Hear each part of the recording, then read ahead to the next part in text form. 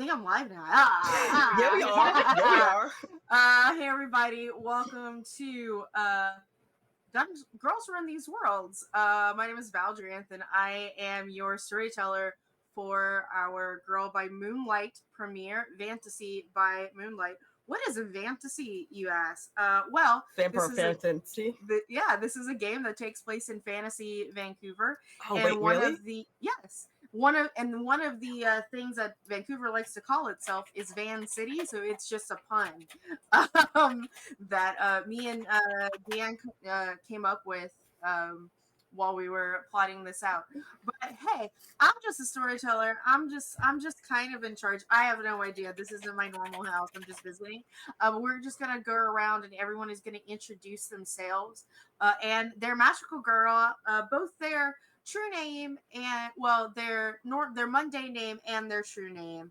And if you have a second to also answer the question, what is your favorite magical girl show? Or manga as we go around in order. With the very first person here is Saris over going clockwise. Yeah. So I'm playing Skip Marin, and their magical girl name is Malphus, and my favorite magical girl anime is probably, I'm just gonna go with Sailor Moon off the top of my head, because you can never go wrong with Sailor Moon. The classics. It is. The classics. Sid, you're up. We cannot hear you, Sid. Okay, wait, there we go. Hi, how's it going? I was just lip syncing and rehearsing live time. Hi, I'm Sid. I go by she, her, and I'll be playing Perry Zhang, also she, her, aka the sharpest spinel. And my favorite magical anime is Cardcaptor Sakura. I've cosplayed her twice, and I'm hoping to make it thrice this year, so watch for that. Where? Fan Expo! Yeah. All right. Yeah. Cool. Next up, we have Rindis.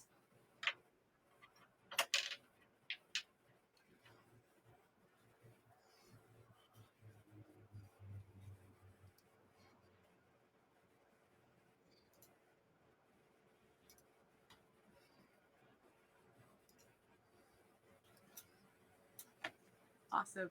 And Amani. Hi, I'm Imani. I use she, they pronouns. I'm playing Dorothea. Also uses she, her pronouns, I think. She doesn't know. At least she pronouns. She is I'm playing the unlikely hero, and her magical girl name is Magical Striker Dorothy. My favorite magical girl anime is, I'm contractually obligated to say Sailor Moon due to the tattoo, the shirt that I'm currently wearing, and like a lot of other things in my life. Sailor Saturn is the best girl, however. Cool.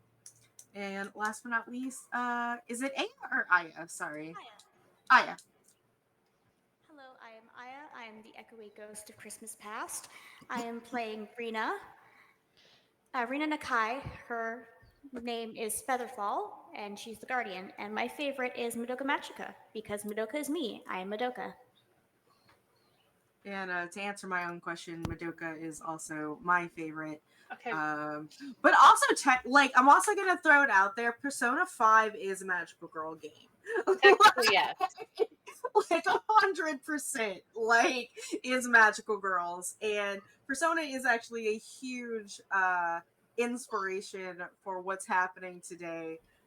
Or the next 10 weeks, particularly for this May I game. ask a question that's Persona related? Will there be penis monsters? If you want them to be. I didn't even know that was an option.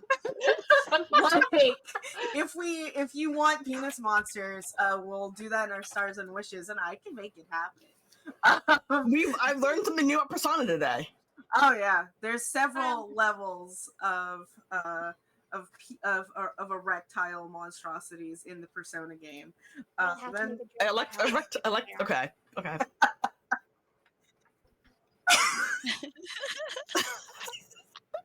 I'm scared.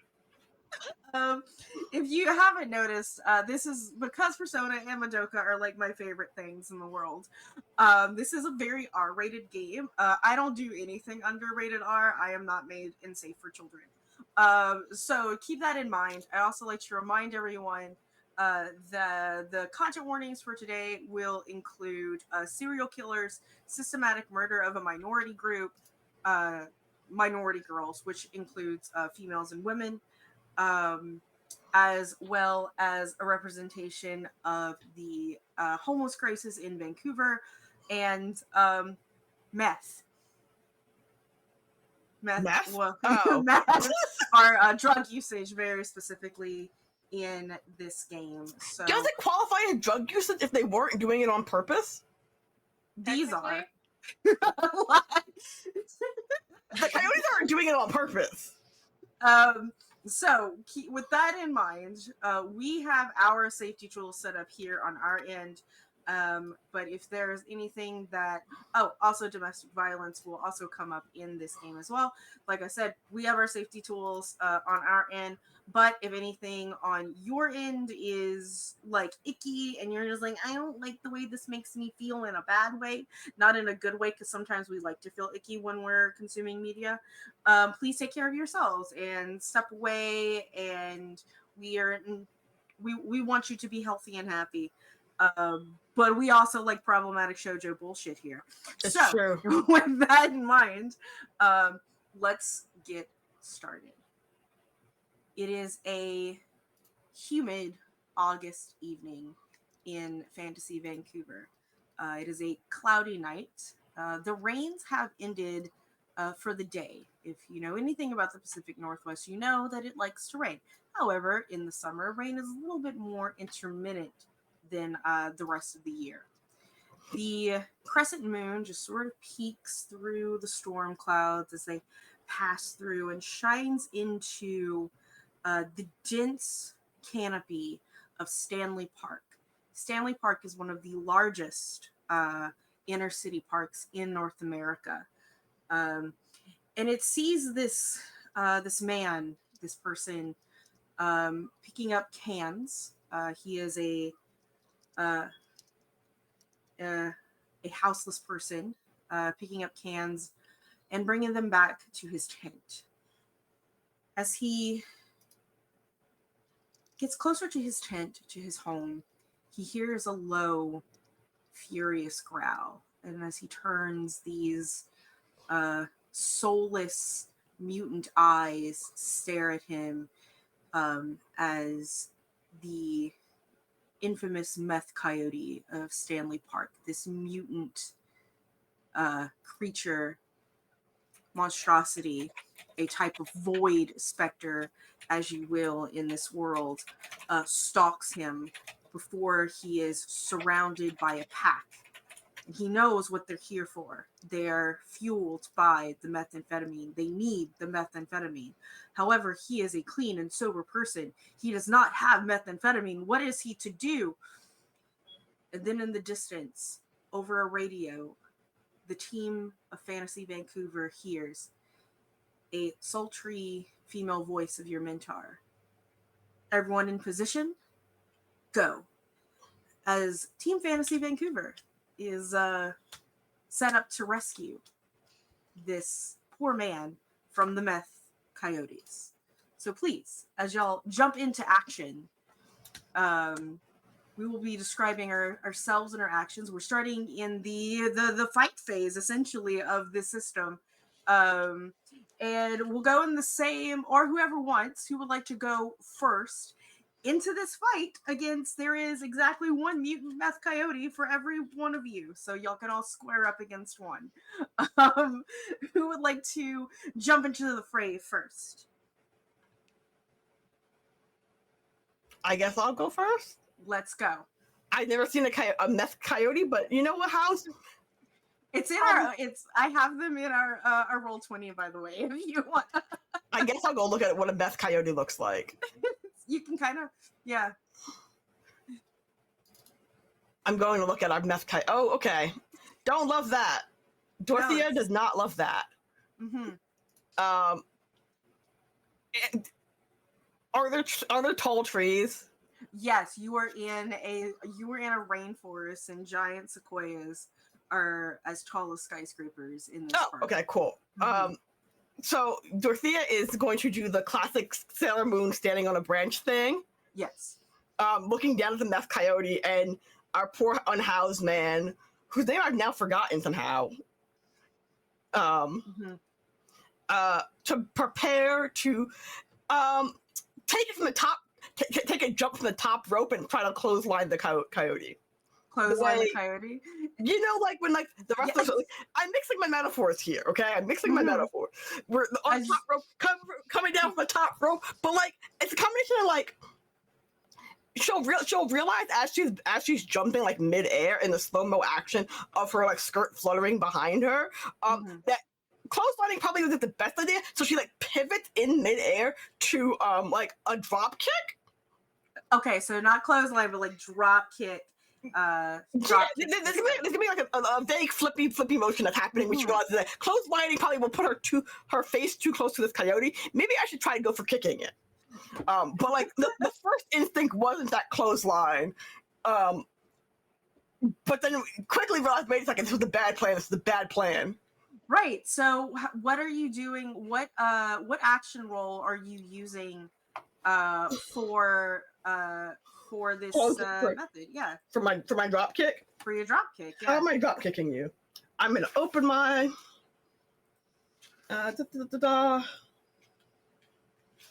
Actually, I guess probably look at my character sheet for this and not that's important. Yeah. No, that's not what I meant.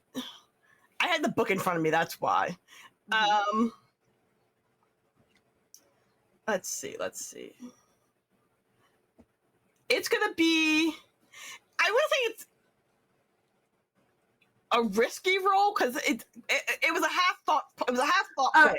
So the way that this is, y'all are not in a risky position. This is your position, right? Uh-huh. Your action rolls are analyze, defy, flow, conceal, Oh, okay. empathize. Correct.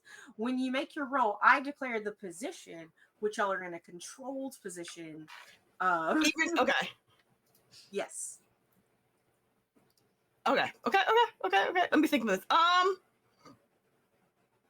Let's see. I'm gonna go with defy. Defy this mutant meth coyote that has seeped its way from the void. Correct. How did I lose my character sheet again? I don't know, boo. This is my own fault for popping it out. That's what's happened. There it is. I found it. Okay. Found it. I believe in you. Oh, I gotta roll. Sorry. Mm-hmm. Did it not work? You're gonna look at the main menu and look. It's gonna say what your you're gonna have to pick. You're in a control position. Oh, okay, I see. And a standard effect. Okay. Mm-hmm. No, get back. Standard effect. Okay. I believe in you. Listen, my computer's no transcendent. Just submit it. No bonus dice. Just submit it. Yeah.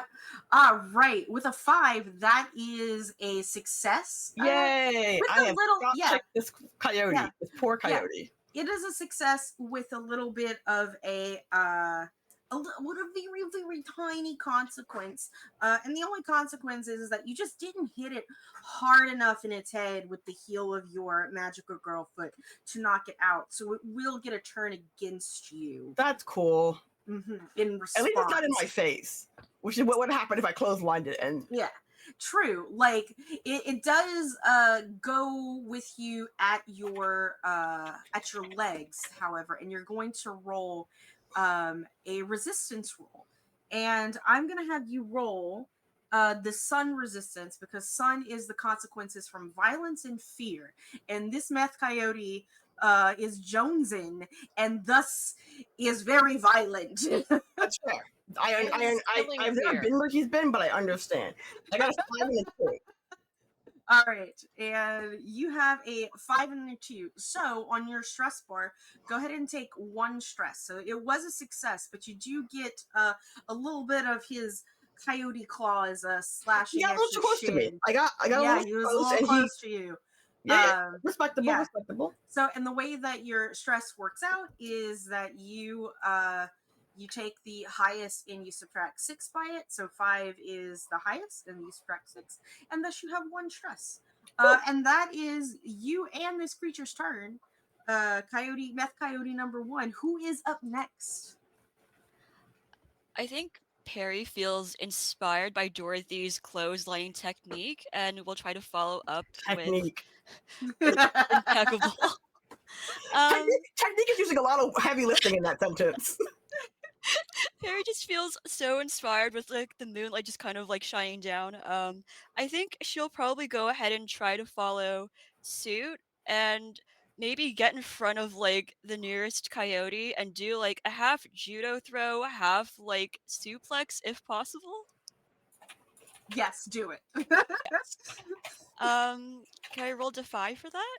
Absolutely. You'll control position with a standard effect, please. Beautiful. Alrighty. Standard. Oh. Ooh, you do have a 4, which is a success in the similar manner that a 5 is, in that it has a minor consequence. So this coyote is going to be able to retaliate against you as you clock it in the face, and it's going to come at you with its jowls. So if you can roll a sun resistance roll as well to see how this goes for you. Yeah. Righty. With you are able to get the hell out of its jowls. It goes and it snaps at you, and it is just like, you're like, no, I am far too graceful and magical for this. And you are able to peer it out of the way. Who's up next? I guess I will go and try and punch one of the coyotes. How do I just click on the defy thing in the Yes. And then you're gonna have a little pop-up window. There you go. And you're gonna be in a controlled position. And then I'm gonna hit submit. And a standard effect. Which submit. No bonus dice on that one. Ooh, so you a 2 is really, really, really bad. Yeah, it is really, really bad, especially for a time traveler. You did not see this coming. You didn't see this coming. You didn't see this coming. As you go down to face off with your mutant meth coyote of Stanley Park, you completely miss your mark, and instead, were you going with a kick or with a punch? I was gonna punch it. So it just dodges like immediately out of the way for you, and your fist drives into the ground, and the effect is that it just kind of goes between these 2 tree roots, and you find yourself stuck. So what's going to happen is that you will have a disadvantage against your resistance roll as a result. And so what a disadvantage is that you roll your sun, and you will take the lesser dice. Okay. Well, it's still a 2. I was gonna say you have to roll. To be fair, whenever we played games, go ahead and roll a second one just to make sure that it's not a 1 or a critical failure. Okay. Yeah. All right, Skip. Wait, right. Here's a 3. Okay, so it's luckily it's not broken. Because you're at a disadvantage, you have to take the 2 because you were stuck, and because you were stuck, its jowls just latches onto your shoulder, and its teeth go into you. Go ahead, you have with a 2 take 5 stress. Excuse me. 4 stress, because that's the minus from 6, right? Go ahead and take 4 stress in a minor harm with meth coyote bite. It's 4? In there. Yes, 4 stress. Okay. 6 minus 2 is 4. Yes. I check on my fingers. Mm-hmm. It's okay. With a minor harm, as this coyote just digs into your shoulder, and it has you. It's like Can I attempt to free her hand on your next turn? Okay. Yes. All right, who's up on the? Who's next coming around? You can't do worse than me. You can. Yeah, you can. Yeah, you can. Yeah. What? Yeah, pretty much. Yep. All right, let's go.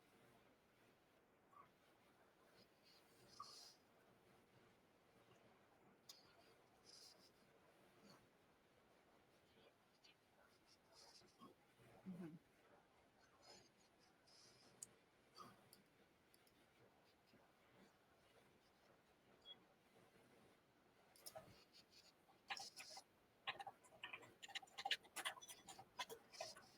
Mhm.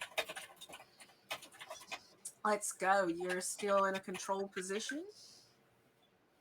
Mm-hmm. So with a 4 is not. I think is a 4 a success.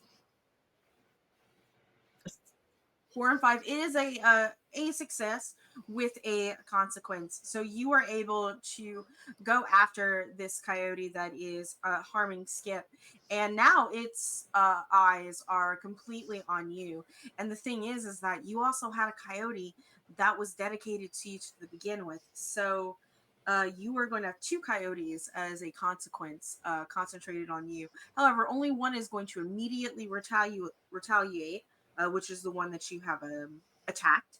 So go ahead and roll your sun defense for me, please.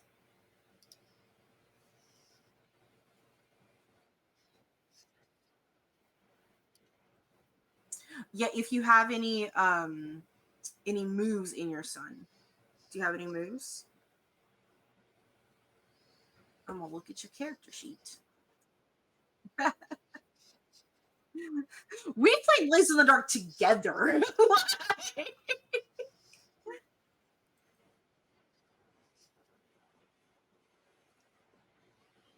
you you have two. You have two. So if you see sun, the pips. Yes, you have two pips. Yes. It can get worse. Yeah, see?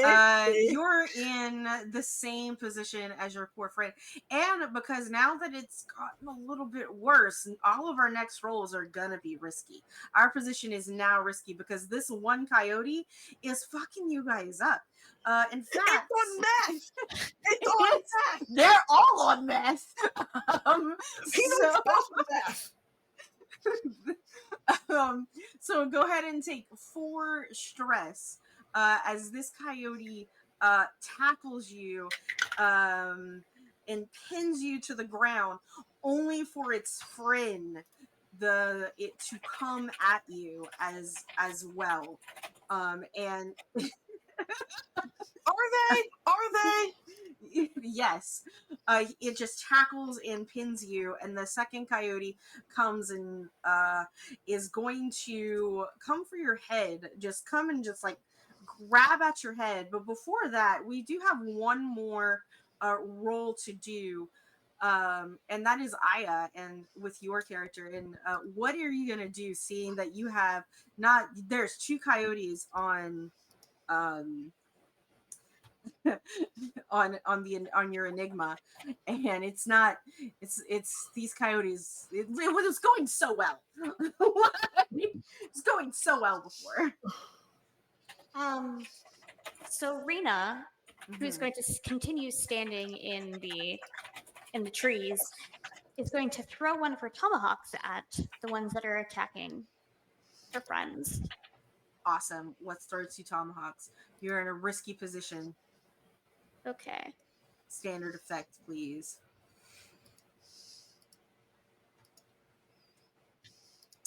Big woof. See, That's someone who said it couldn't get worse again? Who said that? not me. I didn't say it. That was me.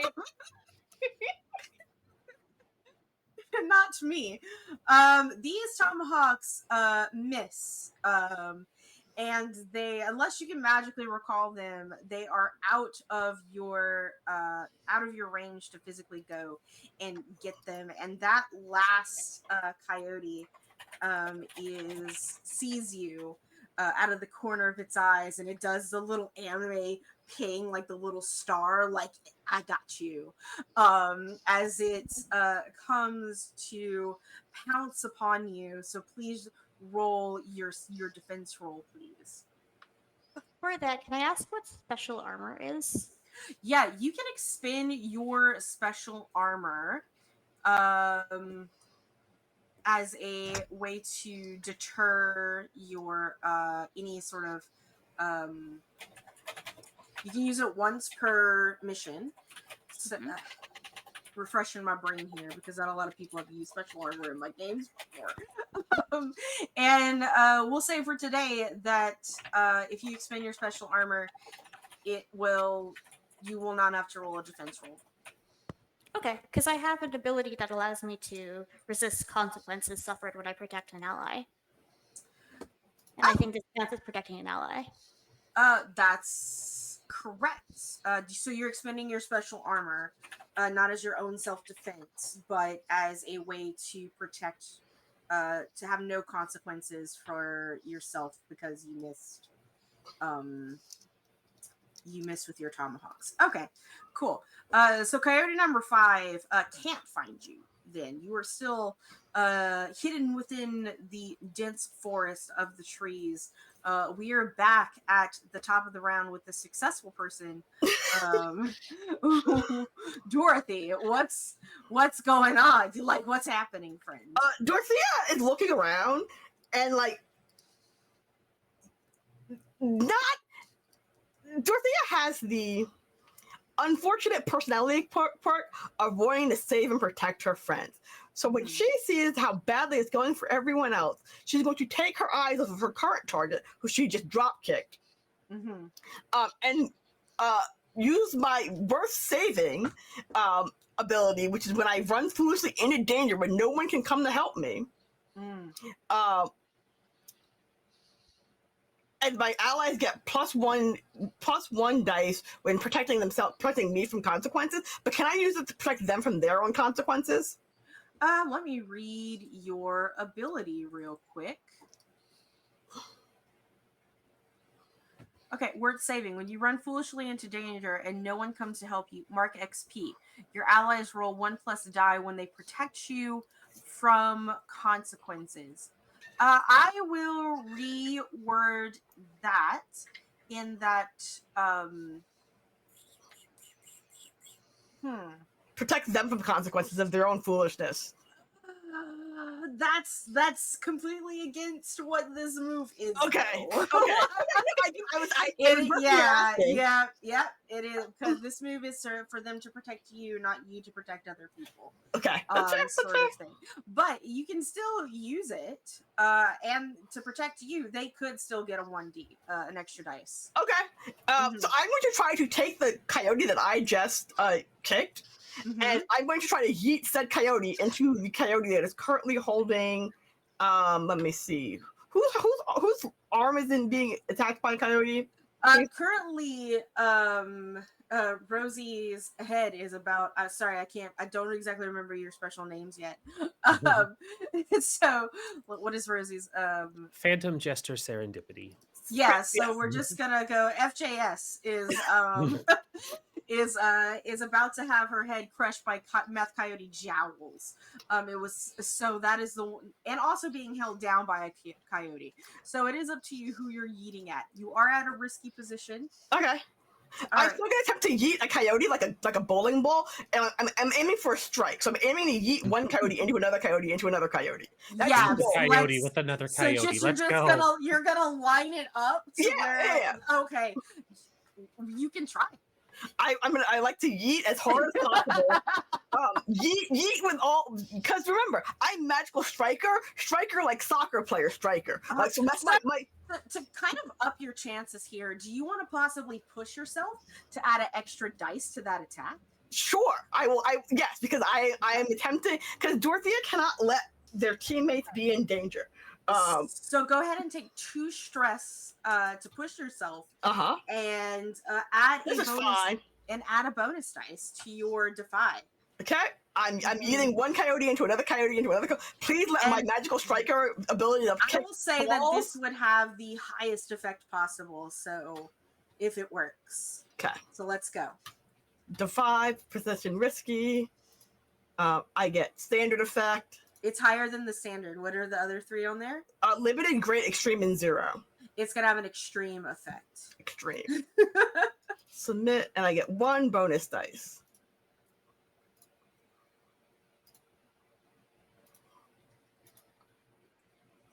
I did not do well. That's a bad time. Oh no. In my attempt to yeet said coyote, my foot is now in said coyote's mouth. I would say that your foot is now in said coyote's mouth. And now your resistance roll is at disadvantage. That's fine. It's not a disadvantage because the foot is already in his mouth. But go ahead and roll your defense roll for this coyote, please. What am I rolling? Sun again? Sun, yes, because it's against violence. I'm having a bad. I am in fact having a bad time. This is. We're all in this together, though. So very important part. Together. Yep, teamwork. Together. Oh no! Together. Wow. It's fair. Usually in a magical girl anime, the first fight never goes well. This is true. This is true. I was just going to say fastest session ever. It clamps down onto your feet, and you're gonna take the level 1 harm of meth coyote in your foot, like foot injury, bite mark on ankle. That is what your level 1 harm is. Yes. Coyote. Coyote. I can't spell coyote. Coyote, meth coyote, bite mark. I literally wrote harm 1, meth coyote, bite mark. Oh my goodness. To my left foot. Oh, this is fine. This is fine. We're all in this. Can meth be transferred via bite? Yes. God damn it. I don't know. I don't know. Rabies can. Oh God. Let's find out. Roll for meth. roll for meth. Roll for meth intoxication. That's cool. We're fine. Oh my goodness. Sharp as spinel. Sharp as spinel. Your friends are having a terrible time. Send help. I think Perry definitely sees various magical girls with limbs in various coyote mouths. Could she see, like, at a glance, maybe, like, who seems like they're in the most danger right now? It is definitely PJ's. PJ's is definitely in the worst danger right now. Okay. She's got 2 coyotes on her. Oh goodness gracious. Okay. I think Sharpest Middle is gonna go ahead and just try to kind of like run in and try to just kind of like take one coyote out of the mix, just kind of like grapple and just like throw it to the wayside, if possible. Sure. Which coyote are you gonna tackle? The one going for PJ's head, or the one that's holding her down? Does Perry get the sense that if she goes for the one holding PJ's head, that this could like potentially fatally harm PJ? It won't. No. Okay. This is not how we die. Yeah. Yeah, I mean, it might. I'm just here letting the. Yeah. I think in that case, just because like the one with PJ's head and mouth is the most immediate threat, probably that one. All right, let's go. Remember, you can push yourself if you want to go for some, and you are in a risky position. Sorry, what does pushing myself do again?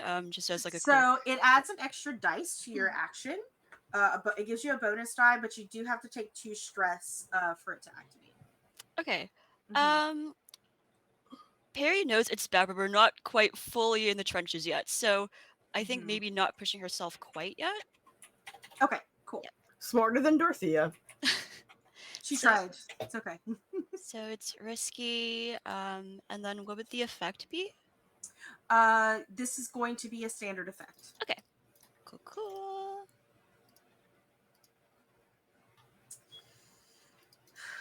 We're doing great today, y'all.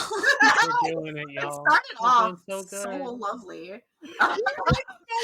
You You go to like go after this one, going after your friend's head and your teammate's head.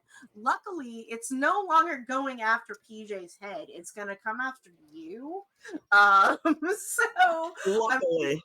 yeah. So and the thing is you also had a coyote, so you need to roll a defense roll to avoid both of these coyotes coming at you in the same way that PJ did.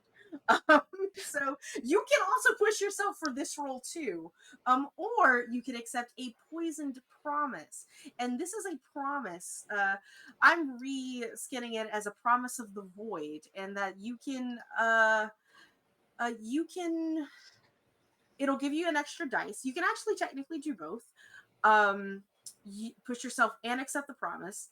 The poison promise can the way that it's basically a devil's bargain, in that you get the extra dice, but whether it fails or succeeds, the consequence of that promise still happens.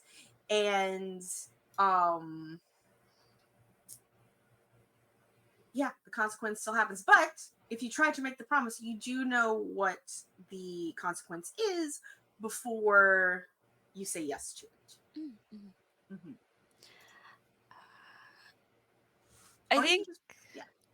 I think Perry's gonna trust in her judo training and just hope for the best, but she will push herself a little bit because 2 coyotes sounds a lot more scary than 1 coyote. So Yes. yeah, I think she'll push herself. Right, so you have a bonus die to your defense roll on your son. Cool. Okay. So that'll give you 3 dice total. Nice. Mm-hmm.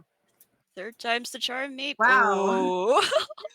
Go ahead and take 3 extra stress for that one. We're fine. We're fine. This is fine. Everything is fine. As now, Perry's got 2 coyotes on that have like, and they have like grabbed onto you, and they're starting to just carry you away, like into the darkness. Like they're just taking you into the darkness. So like what's happening, you have no idea. But they're taking you. Like it's kind of okay, so you remember in Ace Ventura Pet Detective when like Dan Marino is taken by 2 football players? That's what's happening. I do just picked up and hauled off screen. Yes. I'm terrified. Our time traveler, you are stuck in the root, like these tree roots. Go ahead and real quick before you have an action, roll a defense roll to try and get out of these roots. Let me find my submit. Of course not. Why would I? Why would I be able to do anything?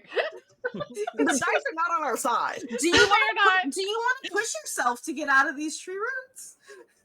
Sure. Go ahead and roll another dice then.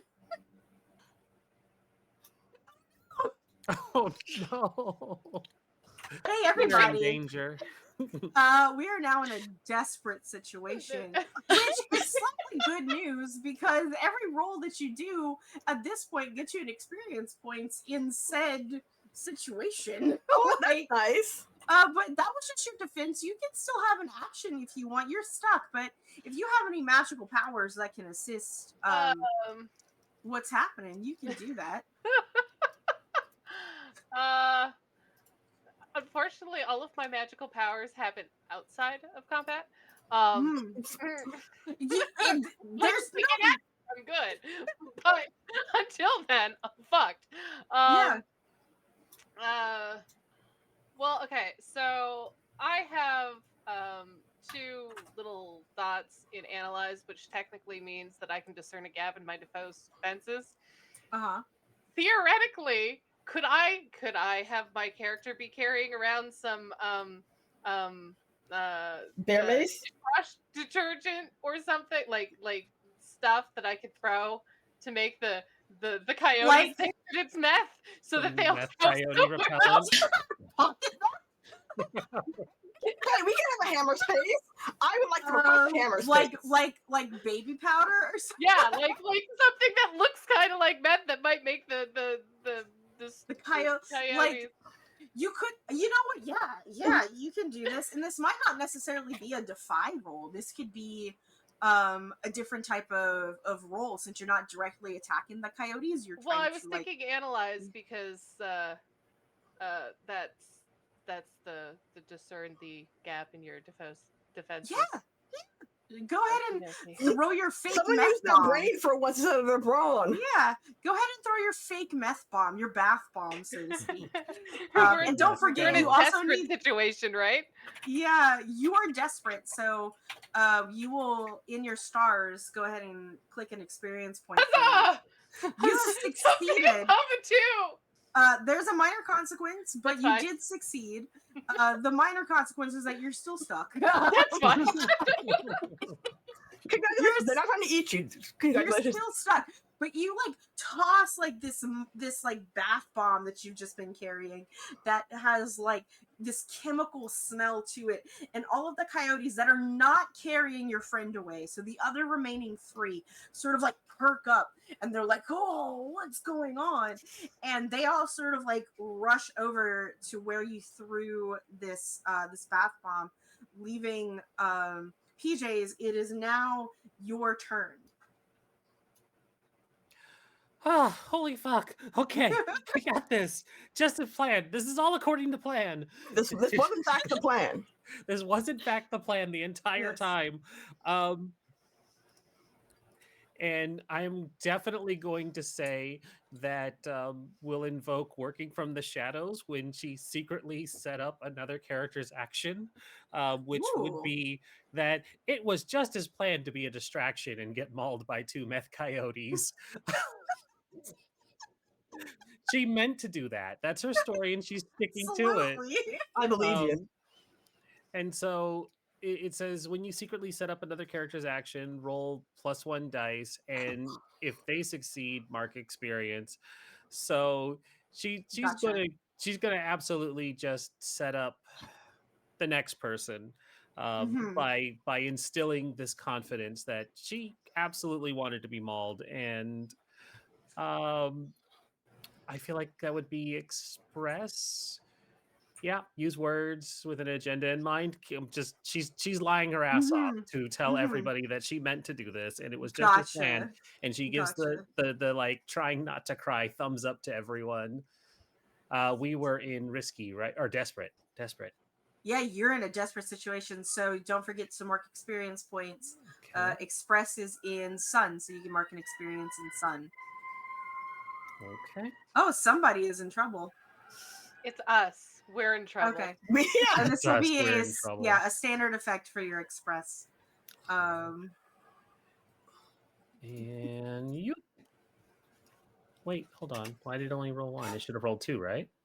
If you got the same number twice, it only rolls at once. Oh, okay. You only have 1 pip in express, it looks like. So that would be why. Yes, but you can't push yourself. I think I will. Okay. It seems like a good time. Seems like a good time. Mhm. It can't get any worse, right? Oh God.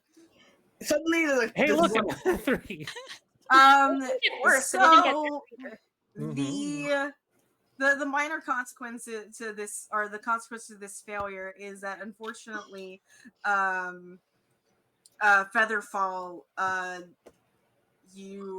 it does not inspire you like 1 bit.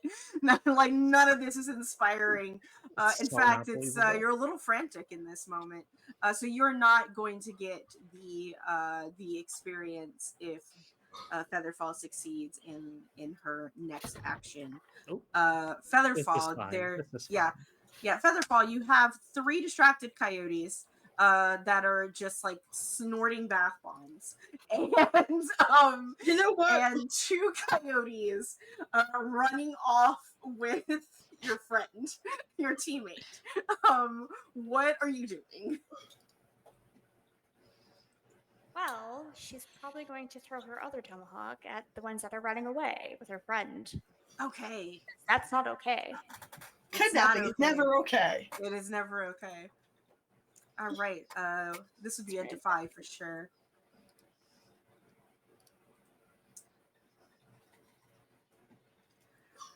Wow. I want to start rolling physical dice. Would you like to push yourself? Or Yes. take a poisoned promise? You can do both, and I'll give you 2 extra dice if you want. I will push myself, I think. So I just Alright, get one cool. extra dice. You just How do I get do 1 extra dice. So just roll an extra d6 so we can see what that looks like. how do I do that? Backward slash roll 1d6, or there should be a toolbox on Roll20. Or you can just click the same thing again, and when you go through the little checkboxes, it'll ask you if you want to roll an extra bonus dice. Yeah. A 5. Ah, that is a success. Oh my god, Wonderful. someone finally got it. It's a minor success, but it's still a success. We'll take it. So yeah, no, you'll absolutely. So We are not beggars. So you throw your tomahawk and you get the Achilles heel of one of these meth coyotes, and this is actually one of the coyotes that was already injured. So like when your like tomahawk goes and like slashes through its body, you see like these ethereal eldritch wisp just sort of like melt itself into the barb as it yips and yowls, as it seems to be dispersing into the void, and it's almost a painful experience for it. There's one, and the other coyote with your teammate now is like a little off balance, and it's like kind of noise going on, which is not a bad thing. So luckily you're good to go here. But with that, we're back to the top of the round, and someone with you, Dorothea, Magical Striker. Luckily, the one coyote that was gnawing on your foot is now snorting bath bombs. Cool. You're welcome. Thank you. I appreciate that. In fact, I'm gonna leave the coyotes snorting bath bombs, both of them, alone, inch away from them. So wait, I'm sorry. I got my brain has taken a. Who's currently being dragged away? Sid's character. Okay. Perry. Yeah. Perry. You only have one coyote on you, correct? Yes. Perry, we're gonna. I'm gonna go attempt to rescue Perry from being kidnapped. And it's a good plan. It's a good plan. I'm gonna let since our previous attacks on said coyotes have not gone so well, I'm no longer going to attempt to attack the coyote. Distraction seems to be their friend. Do I have anything on me in my hammer space that can qualify as a similar distraction to the meth bath bombs? Do I have any meth in my pockets? Did we come prepared? Do you have meth in your pockets? I mean, do you have meth in your pockets? I'm asking you. Do you have meth in your pockets? No. In Minecraft, okay? In SA. No, I don't have meth in my pocket. But you know what I do have? Mm-hmm. A Scooby snack. Mm-hmm. Can I hit the bribe? Can I attempt to bribe via empathy our void coyotes with some good old fashioned treats? So here's the thing. I don't know if you know this about meth. I don't. Yeah, so people use meth. So people use meth, for example, in North Korea to starve off. To help with starvation. Oh yeah, it is the opposite of marijuana. The opposite effects of marijuana. So they're hungry. But they don't feel hungry. They want drugs, not food. So I want to tell you that before you try Scooby snacks. Now, if you want to have like a meth line Scooby snack, that's up to you. It's gonna be a white powder Scooby snack. Okay. Like it's a chemical Scooby snack, we'll say. Yeah, it's a white powder. Mm-hmm. Okay. Attempt to bribe it. Knowledge of meth consists of don't do meth. Yeah. It's bad for your teeth. It's bad for you, period. But like it's real bad for your teeth and your skin. Mm-hmm. Like when I had explained to someone like why they shouldn't do meth, those were my 2 reasons. Fair. Okay, but you can roll. You can attempt it with a chemical treat. Okay, I'm gonna Yes. attempt empathy. Mm-hmm. I'm empathizing with the coyote, and it's please be on my side. Emphasize with this coyote. It's We're in a okay. desperate situation, correct?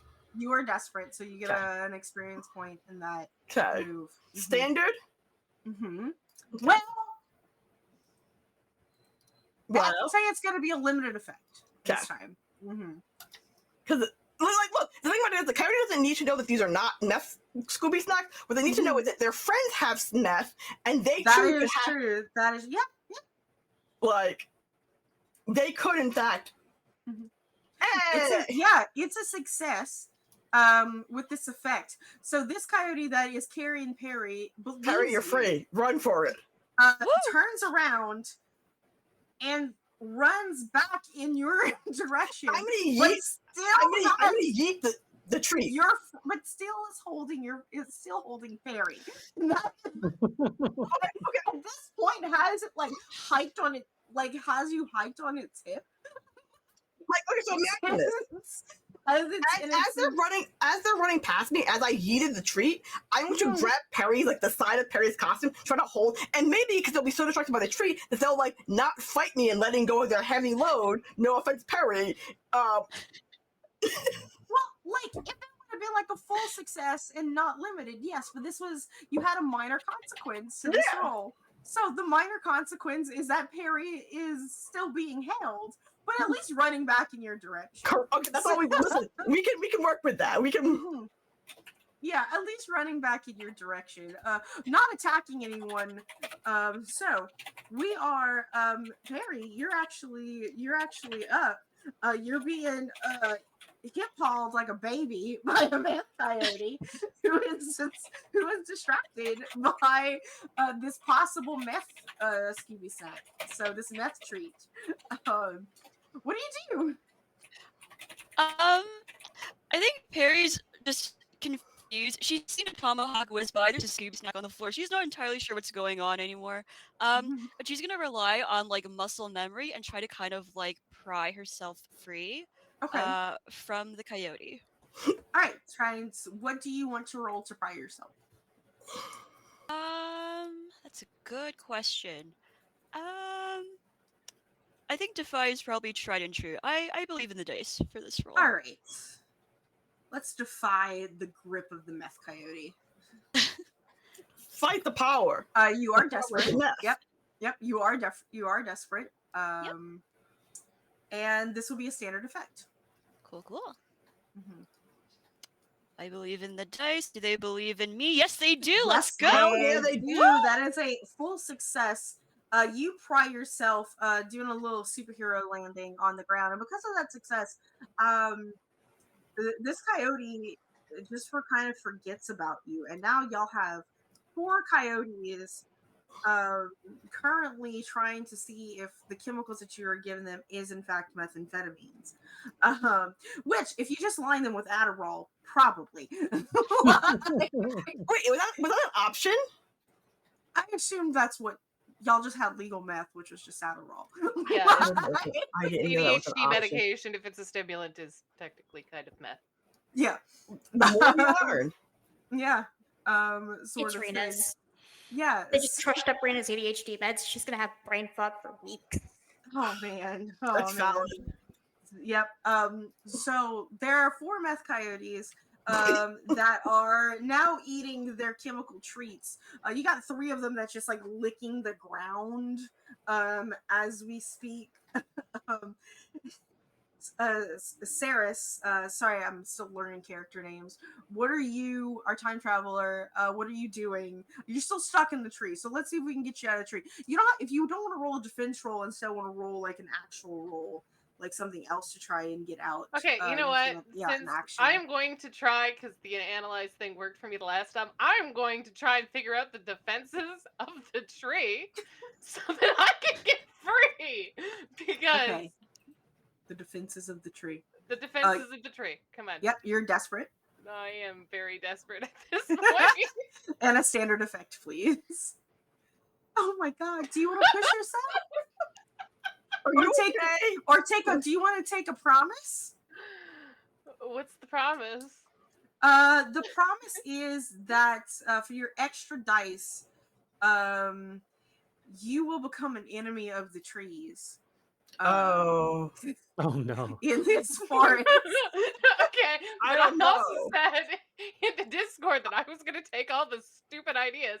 So we're going to become an enemy of the trees. Oh Okay. no! I've seen this. Go ahead movie. and roll an extra dice there to see if you can get out. 6, right? Yeah, just a d6. So I hope it's a 6 and R you get and out, then but also become an D6? enemy of the trees. Not an enemy, but the tree will hold a grudge because it was having a great time. The ants are out to get Does us. that look right Mhm. in roll 20? 1d6. Do 1d6. Yeah.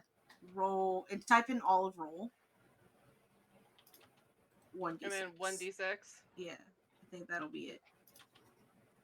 I'm scared. You need a space, I think, between roll and 1d6. Okay. Huzzah. There you go. A 4. That is a success. I'm now an enemy of the trees. I'm okay with that. Yeah, The the ants tree will be has out the to get us. tree. The trees. You hear almost like this very sad sigh coming from this tree that you have freed itself with. And a little sappy tear sort of runs down the bark as it just really it was kind of lonely and it really liked you being there, but it'll tell all its friends now that Well, I'm sorry, but didn't I wanna didn't stick want to around. die. So that is your action, however, to get out of these trees. that's fine. That's okay. But PJs, we are up to you. We have 3 coyotes licking the ground and one like just on the meth snack. Yeah, so what's the plan, guys? I didn't bring my meth with me, so I didn't know we were supposed to do that. Nobody told me we were feeding the meth coyotes. I thought we were here to stop them. What's going on? I didn't know we had meth in the storage. I was not prepared Well, for this. you didn't have meth in the storage, and I think that PJS, and I'm just gonna call her PJS from now on because Yeah. it's stuck now, Val. Thank you. You're welcome. She's gonna do some cool acrobatics, and I'm just gonna take a stress to assist a teammate because that's what she's here for. She's not a direct combatant. She's a setup gal who will help everyone else look better. Okay. So yeah, I'm gonna do the teamwork, assist a teammate. I'll just take my stress and continue stressing out about not bringing meth. Sounds good to me. So, uh, Featherfall, you are next up. Things are looking a little bit better. We're still in a desperate position, but you have some help now with these acrobatics and this assist from your teammate, which gives you an extra dice to your next roll. What are you doing? Definitely. Like, is one of her tomahawks close enough that she can pick it up? Oh yeah, it's like, in fact, this could even be part of the assist. One of the tomahawks is right there by PJ's, so she can like give you your tomahawk. Yeah. So, yes. I was about to call her Artemis. I've been playing too many different characters. Rena, Featherfall, will use Defy again and stab at the one that's running so that she doesn't disturb the one licking the ground. Okay. All right. Go ahead. And position is desperate. And you have an extra. Standard. Yep, and you have an extra dice. 1 bonus dice. Beautiful. Absolutely Oh, beautiful. wonderful. Yes. Yes, absolutely beautiful. As you go, as this poor meth coyote is going for its meth Scooby snack, your tomahawk like wipes across its and decapitates it. But the thing is, it doesn't. There's no like blood or like body because this is a void specter. it just kind of like whisks away into this smoke, and again, the dismembered head is just like howling in pain as it just fizzles away back into the void, as you have succeeded in now y'all just have 3 meth coyotes. The issue is, it is now, because they weren't like coming after y'all, they have finished licking their snacks, and they look at you and they look at each other, realizing They've been had. they've been had. I mean, Yeah. Not so they howl at this crescent moon, and you start to see these wispy tendrils start to tie together, and suddenly forms one super mutant meth coyote. So it's like For a mecha meth coyote. Yes. Super meth love that for us. coyote. I And love that for us. It That's the best thing. Voltrons. Yes, it Voltrons into a meth coyote. Oh no, mecha meth coyote. Um, and it is now very angry because it wanted its drugs. Well, at least it's really big, so theoretically it might be easier to hit now. Also true. Also, Yeah. it's better to have one big enemy than a bunch of tiny little enemies. Mhm. The 3 of you, no longer restrained, are able to like sort of line up, and I want to make a suggestion here, in a sort of team attack, just to kind of show off the aspect of Our this teamwork? system is do a teamwork attack. Yeah.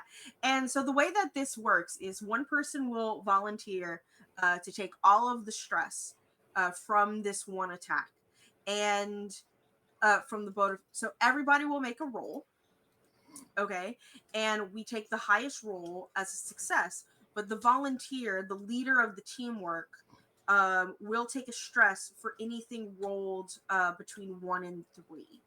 So for every 1, 2, and 3, which is a failure, and that's like if a 1, 2, and 3 is like your highest on, if you rolled like, if you rolled a 6 and a 1, we're taking the 6, the 1 doesn't count, sort of thing. Yeah. Okay. Would that be something that y'all would be into doing? I'd be cool with that. I just want to Sure. point out to the Mhm. group here that I have a special ability for when we're outside. I'm outside of the regular flow of time, which injuries fade from me more quickly. So I get to permanently fill one of my recovery clocks, and if the other player rolls one dice. Oh my gosh, I can speak English. So if I were to take all of the stress, theoretically, I can heal faster than the rest of you. So just if we're going to nominate anybody, All That's right. fair. How many stress have you taken so far? that is a good question. I have taken 1, 2, 3, 4, 5 so far. Yeah, I've only That's a taken lot of one, stress. so I'm up to 5 as well, so I was going to volunteer to also take the hit, but that Mhm. is a much better point. You will heal faster. yes, I only have one, so it's either you or me. It's probably the best idea. Mechanically, Dorothea would be like, yes, that makes sense. As team big sister, I don't want you to be stressed. I wanna take the stress onto me so you don't have to suffer. You just hear in your earpiece, would somebody please just do the move? Like, We're all huddled together Do the arguing over who move. takes the hit. yeah, kind of thing. I can always roll. It's like 3 of you are fighting about it. I can always roll. No. We're gonna let We'll let our resident time traveler skip. me. All right, Skip. All Yeah, right, Skip. I'll do it. You All got right, it, what do I Skip. do? Everybody's rolling a move, an action roll, and you can pick any action roll you want to assist in this team move. Okay. And we'll take the highest, and Okay. any 1s, 2s, and 3s, you will take a single stress for each one. Okay. So, What are the values being put in for this one? you are still at a desperate position. We're still Okay. desperate. And Mhm. standard So everything skill. else is the same. And this will be an extreme effect. Okay. Mm-hmm. Haha! Mm-hmm. Haha! Extreme effect. Ooh, Okay, Nice. Ooh. Okay. Like hoping we get a crit here. Rosie did it. Yeah. Did everybody roll? oh, there it is. Oh. Nice. 2 sixes. Yay. Wonderful. We got some Woo. sixes. Great. So The dice, the dice we leveled us a little are bit. we are successful. Go ahead and take 2 stress for that 3 and that 2, please. So like what does your special team move look like in destroying this meth the giant mutant meth coyote? I'm gonna let the people who managed to roll the criticals decide. Hmm. Oh, Um, do we just like everybody puts a hand in and shoots a big collective anti-meth beam at it? The methadone ray. The method done, Ray? The The method the don't ray. methadone ray. The method The method don't ray. the methadone Method ray. Yeah. don't. Yep. Never, not even once. Yeah, so the 5 of you all put your hands together in a feat of teamwork, and this beautiful methadone dun ray forms with magical sparkles and almost like a lightning bolt goes right into this meth coyote, this mutant meth coyote, and it screams and howls as it fizzles into the air. And as y'all look upon into the night at the man who y'all rescued, he's sort of sitting there and looks amongst all of you and goes, "Got any change?" Oh, yes. I shut the Fishes hammer's out- face. Fishes out some coins. Hey, that's all I got. He accepts all coins. I don't have any, but I have a Nutrigrain bar if you want. I also have snacks. I have no money. He says no. He wants. That's legit. Mhm. Or for me, and she downs the Nutrigrain bar, just like takes the wrapper off, obviously, but like just like No, wrapper and all. Wrapper and all. the wrapper's Uh-oh. the best part, obviously. Mhm. It's the most nutritionally fat sound piece of food. I really want a Nutrigrain bar now. I'm Or sorry. a Pop Tart, which is less nutritious but more delicious. Mhm. Like, sort of thing. So y'all hear across y'all intercoms as your earpieces. I'd say good job, team, but I'm not actually sure. But Is the job done? yeah, the job is Oh, done. is the job was the person saved? Yes. Oh, then we did a good job, team. Good job, Good. team. Everybody's still alive. I think that's a Woo! good thing. Even if they don't believe in us, good job. Yes. Good Go job. ahead We all and we do a little clapping. The way Mhm. people clap when airplanes land, clap. Return to base, and we will we'll see about getting those injuries healed. So the group of you, your base is secret. Only y'all know of it. Is it underground? Is it above ground in a skyscraper? Nobody knows. There's no windows. So is it in Vancouver proper? Is it hidden in a volcano? Is it underwater? Is volcano an option? Yeah, it is. Aw, I was gonna say volcano. Yeah, it is. There is a dormant volcano called Mount Garibaldi in I think that's how you pronounce it. My husband is always picking on me how I pronounce the Swamishanes here in in BC, because I don't know. I used to call it Garibaldi for some reason. Ghirardelli? No, but if y'all do want it in y'all, there is a on the north shore of Vancouver, the Cascade Mountains. Well, not the Cascade. It would be the Coastal Mountains. The most infamous being Mount Grouse. There's Mount Seymour, Mount From, which is the smallest one. There are the Lions, which are 2 little tit peaks that kind of pick. You know what? That's what we're gonna do. We're gonna, your your your hideout is nestled between these two titty peaks Hell yeah. of the lions, capped in, not actually capped in snow, because it is August and still fairly warm, and you have not gotten the first snowfall yet.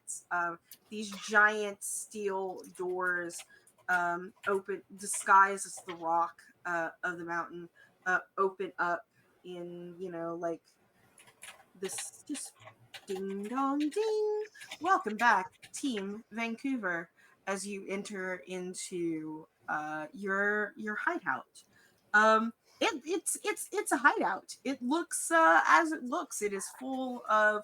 There's a lounge with a coffee machine and an espresso machine and snacks waiting for you. Very lovely snacks, not just Nutri-Grain bars. There's Nine bars,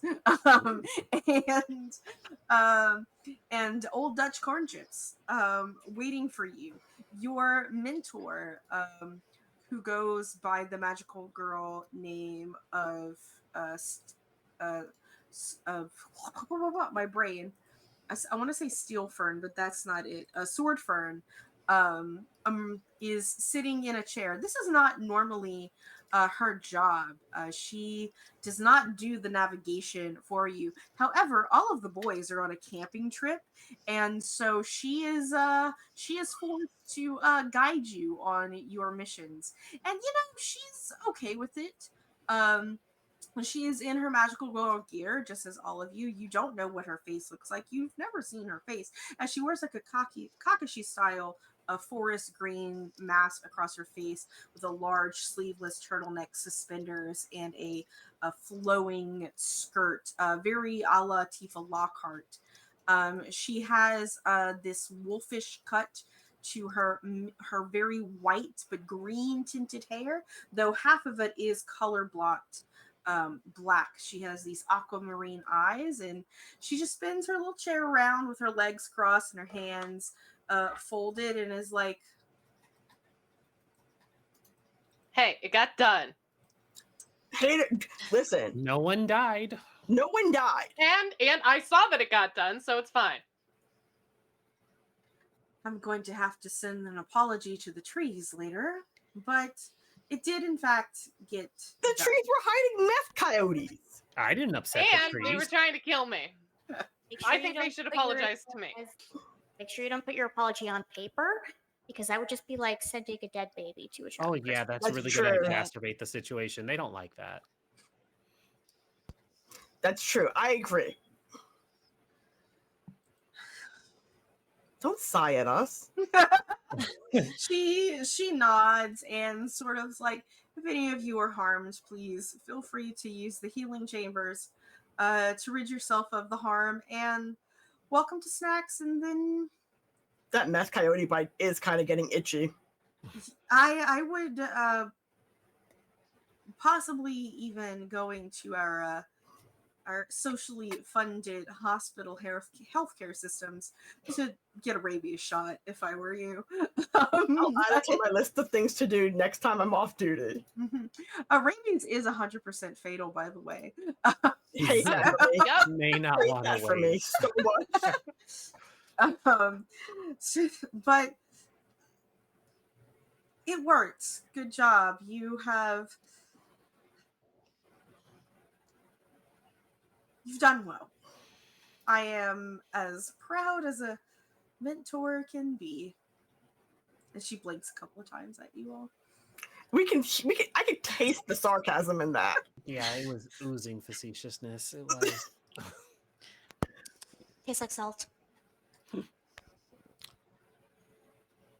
So that I heard there were snacks. Snacks, and I'll Next, please. Dorothea will head towards the healing chamber to deal with the actual meth coyote bite. I'm gonna go get snacks. Yeah, so let's see how healing works in this system. I'm going to have to look it up real quick. Specifically healing harm. Let's go to the index because there is no index. Let's go to the table of contents to see how healing works.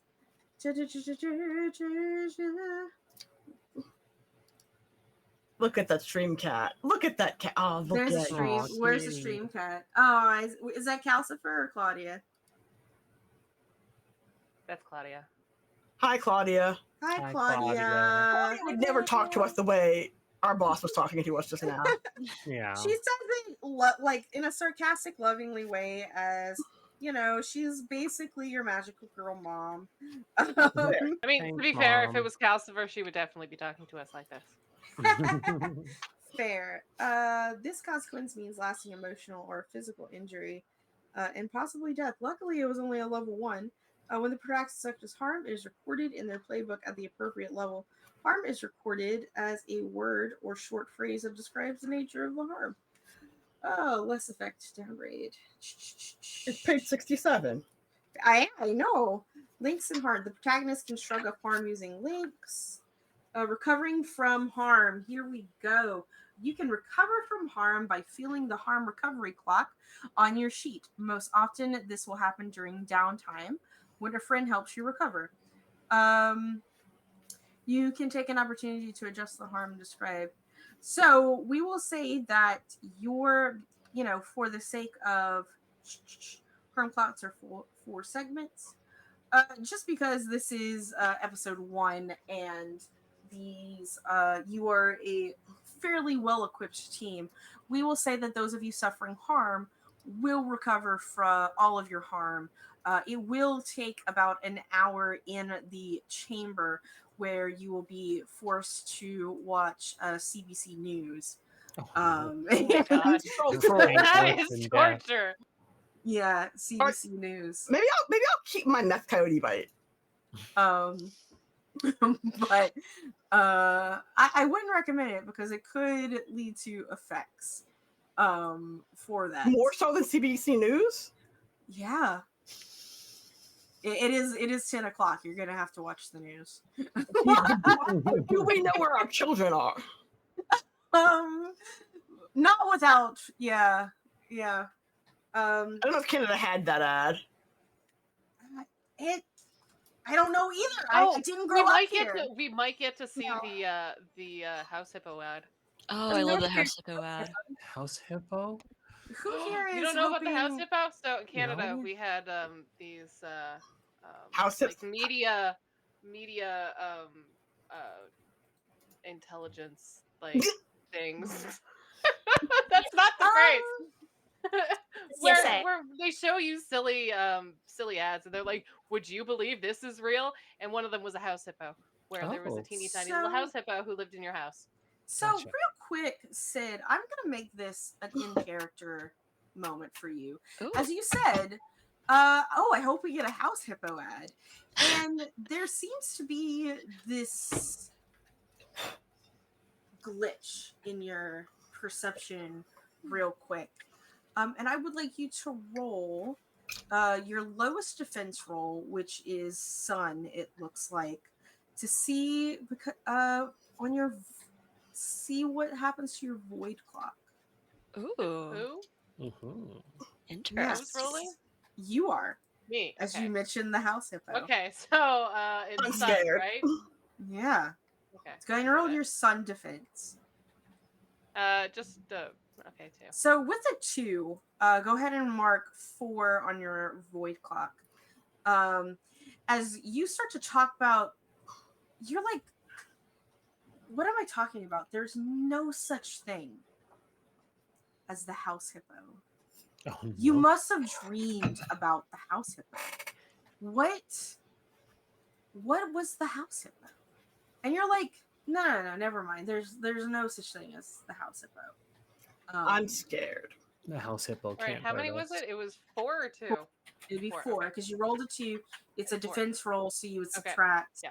from 6. Yeah, the house hippo is not a thing. Do not remember the house hippo. Yeah, I the don't like this reality. There's no house hippos. there's no house hippos, and none of you know anything about the house hippo. That's not a thing that ever happened in Canada. As those of you who go to heal and the others are going for snacks and maybe getting into your mundane outfits, and CBC is on the news regardless. A breaking development happens out of Edmonton, in that Edmonton's last magical girl, also her true name being Snowcap, has been found dead in her home. There were no physical injuries, but it did seem that the very essence of her life was ejected from her very being. I have a question. Does the Yes. news know that they're a magical girl? Or do we The, just know that they're the magical? news knows that they're Okay. magical girls. So The magical news, girls are like a thing where it's a everybody's thing like, thing. so You like kind you of are like the Avengers of Okay. this world, essentially. Okay. You know, Edmonton hadn't really needed a magical girl team in a while. That's But surprising. this is also not the first occurrence that has happened, as across Canada and even into some aspects of Russia and the United States and Japan, Korea, there has been magical girls dying in this same manner, with their essence extracted from them. Like their And regular it's essence or their magical girl essence? their life force. Do not like. Has just extracted from them. And yeah, those of you that are healing in the chamber, one, are forced to watch it, but the rest of you who are sort of in the lounge or in the control room were also seeing this.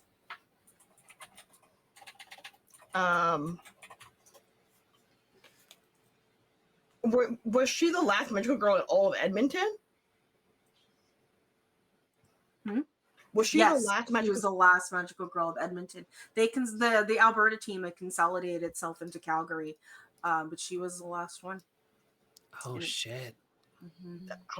Alberta's really big. That's a lot of not. That's a lot of not magical. Alberta's really gonna be fucked after this. Do you think one of us will get sent to replace the team? I don't want to go to Alberta. I like No one it wants here. to go My to stuff's Alberta. here. No one wants to go to Alberta, but like we have a duty to the people, and we can't leave out all of Alberta without the magical girl. I mean, it's Alberta. Do we I really know it's need Cowland. to? What's the worst that could happen to Alberta? I like gesture like in the void to the void meth coyotes. They could be overrun with the meth coyotes. Imagine. They're localized to Vancouver. They won't get out. Now you've jinxed it. You've now jinxed it. The meth coyotes will now travel to Alberta because you It'll said be fine. But they'll we be probably exported should. via the void. Do you think we should They mention could end that up she with died? like some sort of meth fucking oil monster. Oh God. Oil coyotes. Should we go tell the others that what we saw on the news? Yes. I'll hobble out of the healing chamber towards the computer where the rest of the team is gathered. Everybody is seeing it. It's on all of the TVs because your coach, your mentor, she got the alert essentially from her point of contact in Alberta. And there is a solemn, terrible sadness. This is not the first time that it's happened, and it's probably not going to be the last, because the past couple of years there has been a magical girl serial killer. Is this? Have we lost one here in Vancouver yet? Not yet. Okay. Y'all have been untouched. I find that deeply suspicious and kind of scary. Yep. Yeah. Dorothea will say that out loud. I am deeply suspicious and kind of terrified. Well, it's only a matter of time. I mean, it seems. Are they moving west? Because it would seem like Is there if they a are, pattern? There has been actually a death in Anchorage. And it Alaska? was yes, Okay. because Alaska has its own team as well. So, but it's been sporadic. No one has found a pattern to these serial murders yet. outside of Dor- the fact that it's just magical girls. Mm-hmm. Is there a corkboard that I can borrow with a map? Or a globe? I'll take a globe. Not Would you not like in some here. red string as well? Yes, I'd like the red thing as well. Not here. And some sticky notes to like number the order. Um, so Clover kind of turns and she's like, "You've had a very, very busy night. This is. Please go home and rest. I know it's hard, but I need you to recharge, and we will meet back here when I summon you. Hopefully, the boys will be back from their camping trip from Jasper as well. Cut the trip short. Yeah, they should be back tomorrow.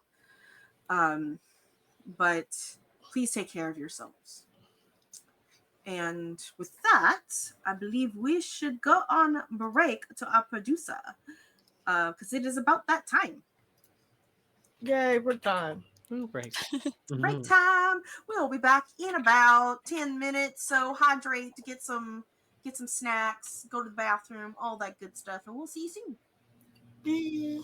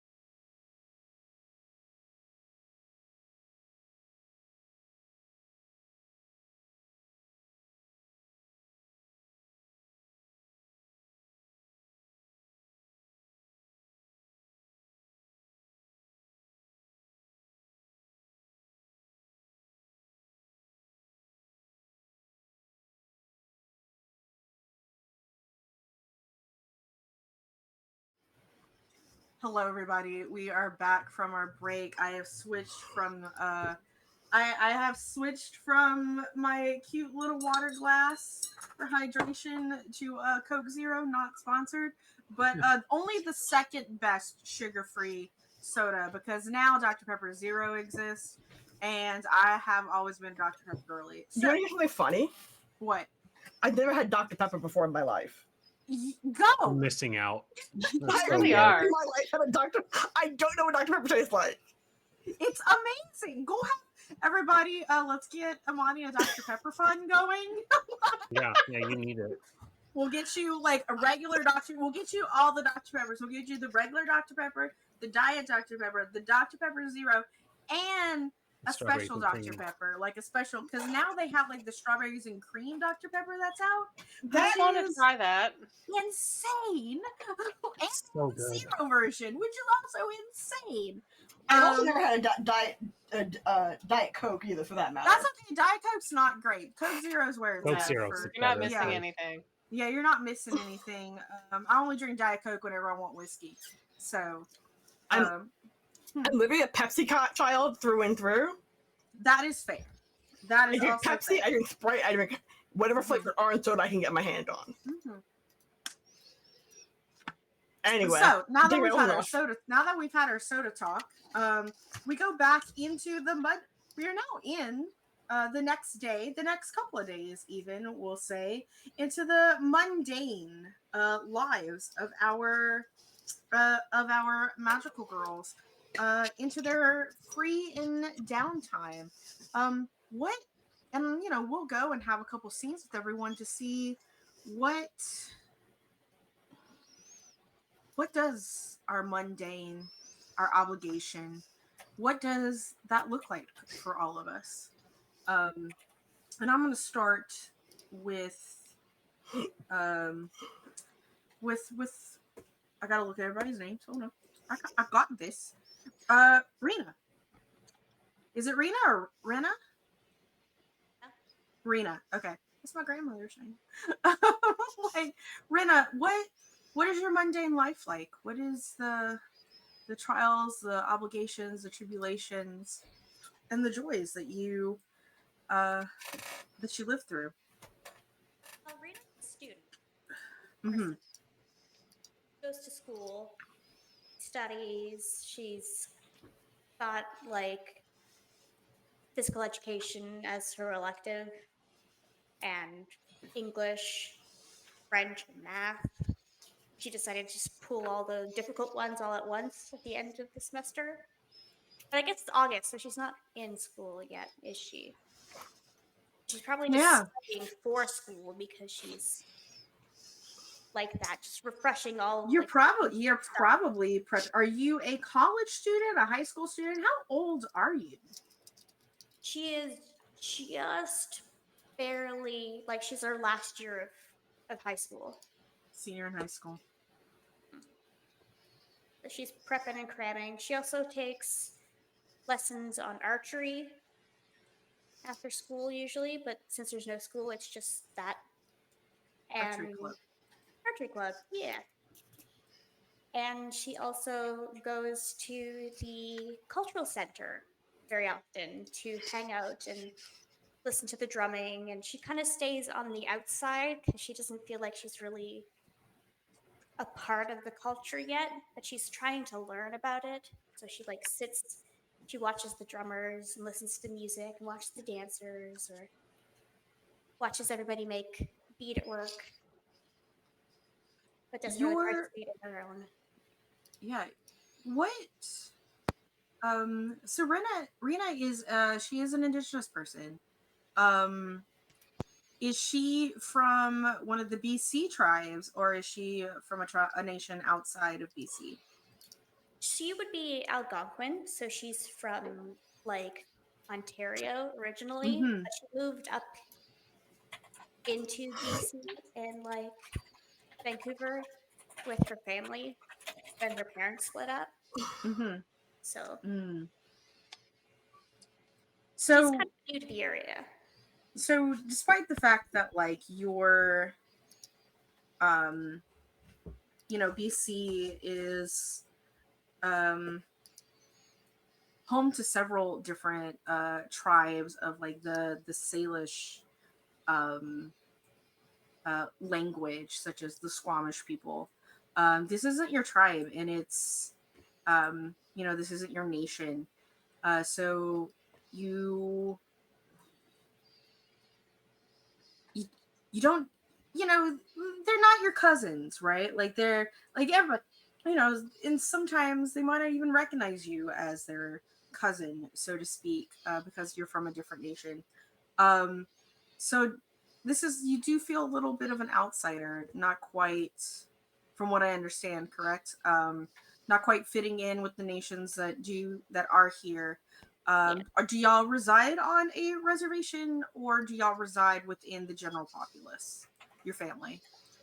Probably like within the general populace, but like very low echelons, like an apartment building with like problems.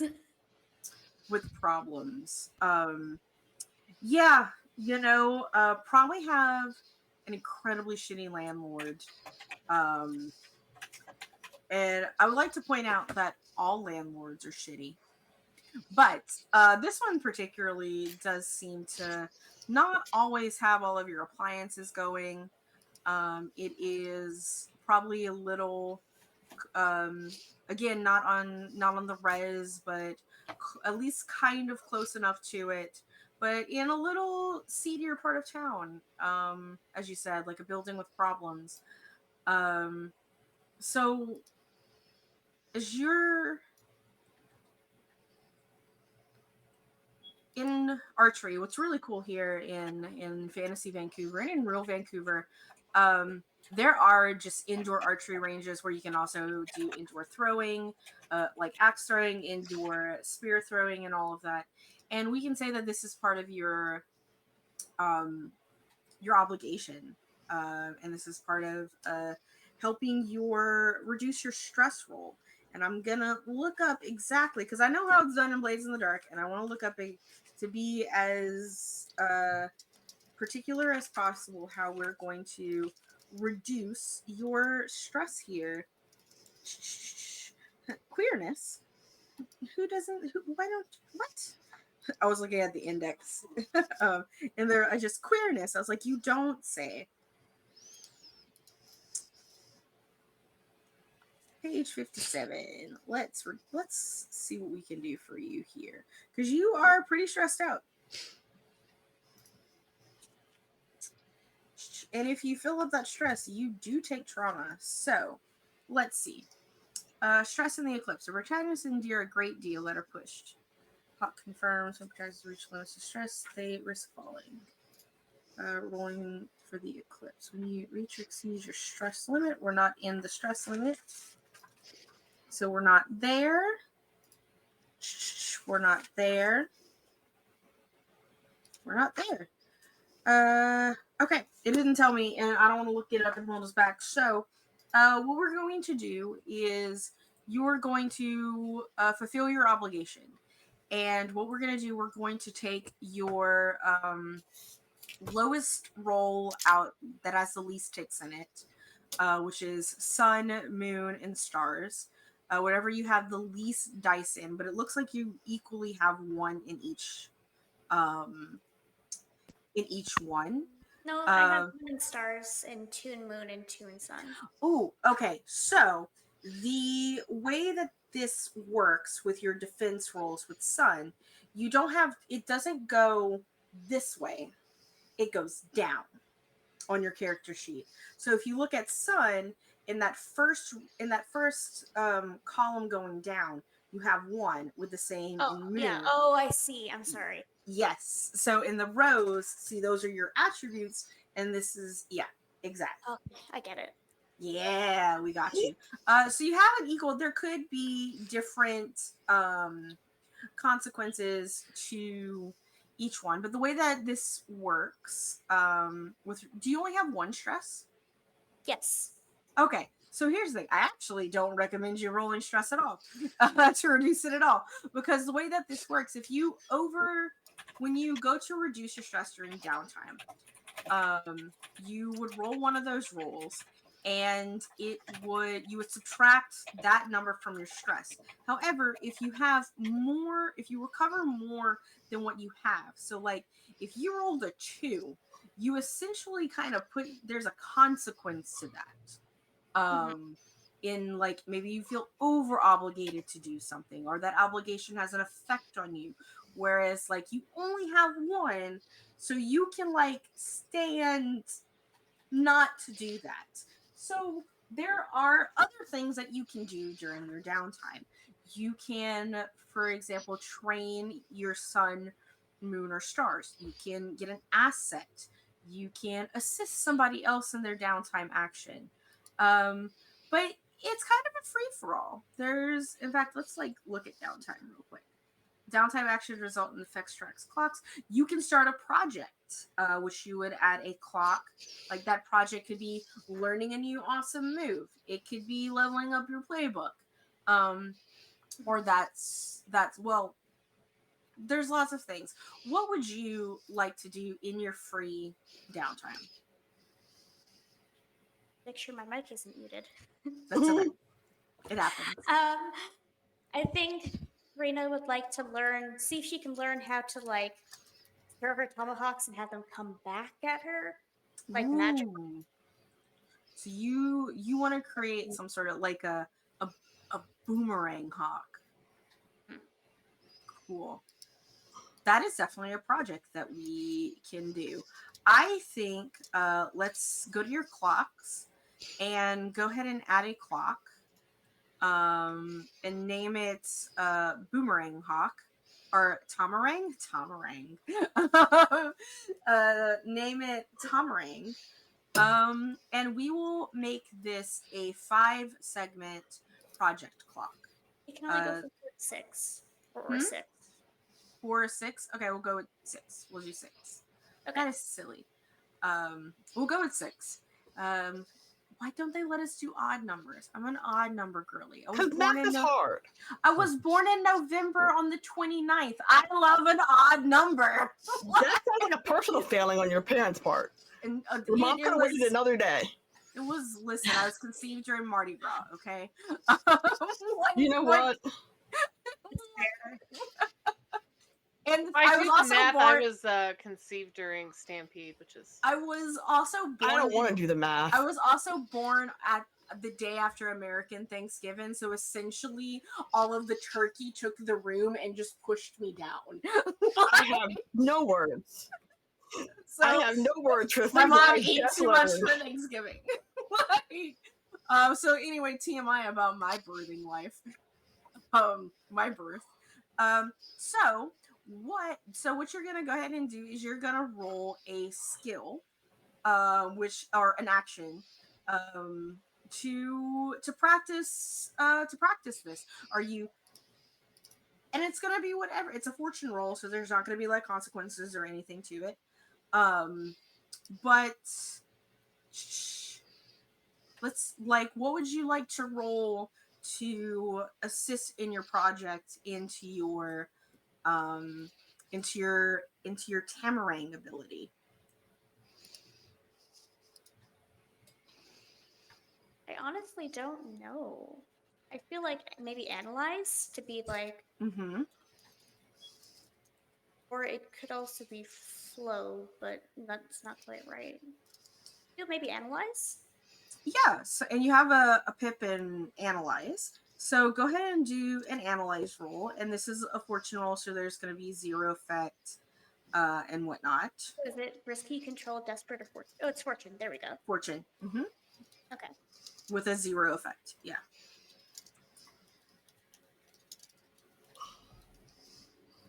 There we go. Cool. You are so in tune to this that your clock is done. Your project is finished. So good. It's finished. You were able to teach yourself a skill to now your boomerangs come back to you. And so just kind of like have a note to that your tomahawk now returns to you magically, and that is how you attune with it. Is there anything else in your mundane life that you want to show us? Do you talk to anybody? Do you go any other place to socialize? Like, what is your anything else? I feel like Rena probably has friends back where she's from and probably magical girls where she's from, so she'll probably text them like, OMG, this went so bad today. Or yesterday. Your friend from Ontario, you said, right? Mm-hmm. To Toronto or Ottawa? Probably Ottawa. Your friend from Ottawa, her name is her mundane name is Serena, and she texts you back, and she's like, "Oh my god, what happened? You need to tell me." Serena will like text her all the details about what happened. It's like, wait a second, why are there meth coyotes in Stanley Park? Like, it's the void that thin in Vancouver? That's so weird because Hate that for us. don't you have all of your magical girls? Why would it be so thin that you would have mutant meth coyotes? I don't understand. Like, Your guess is as good as mine. you know, and then she's like, by the way, did you hear about Snowcap? Fortunately.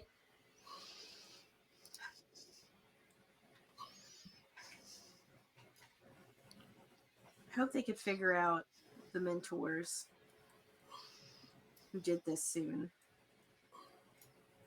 Me too. I'm scared.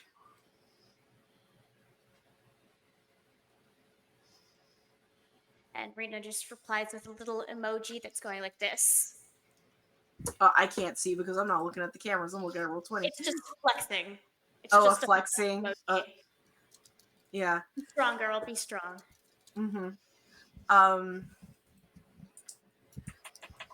And she's like, by the way, I'm talking to somebody. It's not serious yet, but they're really cute. I like them. That's exciting. Tell them if they break your heart, I'll break their back. They go by Red. Red is their name. But yeah, I met them. I met them at the hockey rink. Aww. The Canadian. Most romantic No, place in not Canada. Ottawa. Red flag. Red flag. Most romantic place in Canada. So here's the thing about Serena, and you know this about her, and I don't say this in an insulting way, but Serena is a little bit of a puck bunny. Serena's living my dream.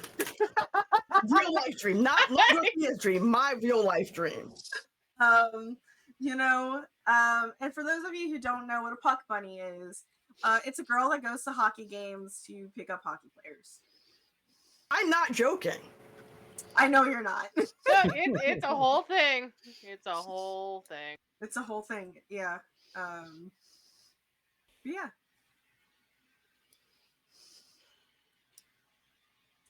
But Rena will text her back. But I wish you luck with this.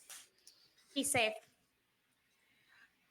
Thanks. And like gives like a little smoochy heart. It's like the smooch with a heart kind of thing. It's like, I'll let you know how it goes. Better. So as you're just kind of like hanging out in your room, you know, with your, I don't know, do teenagers have star constellations on their roofs, on their ceilings? I don't know. I grew up in the 90s. The cool ones do. Only the cool ones.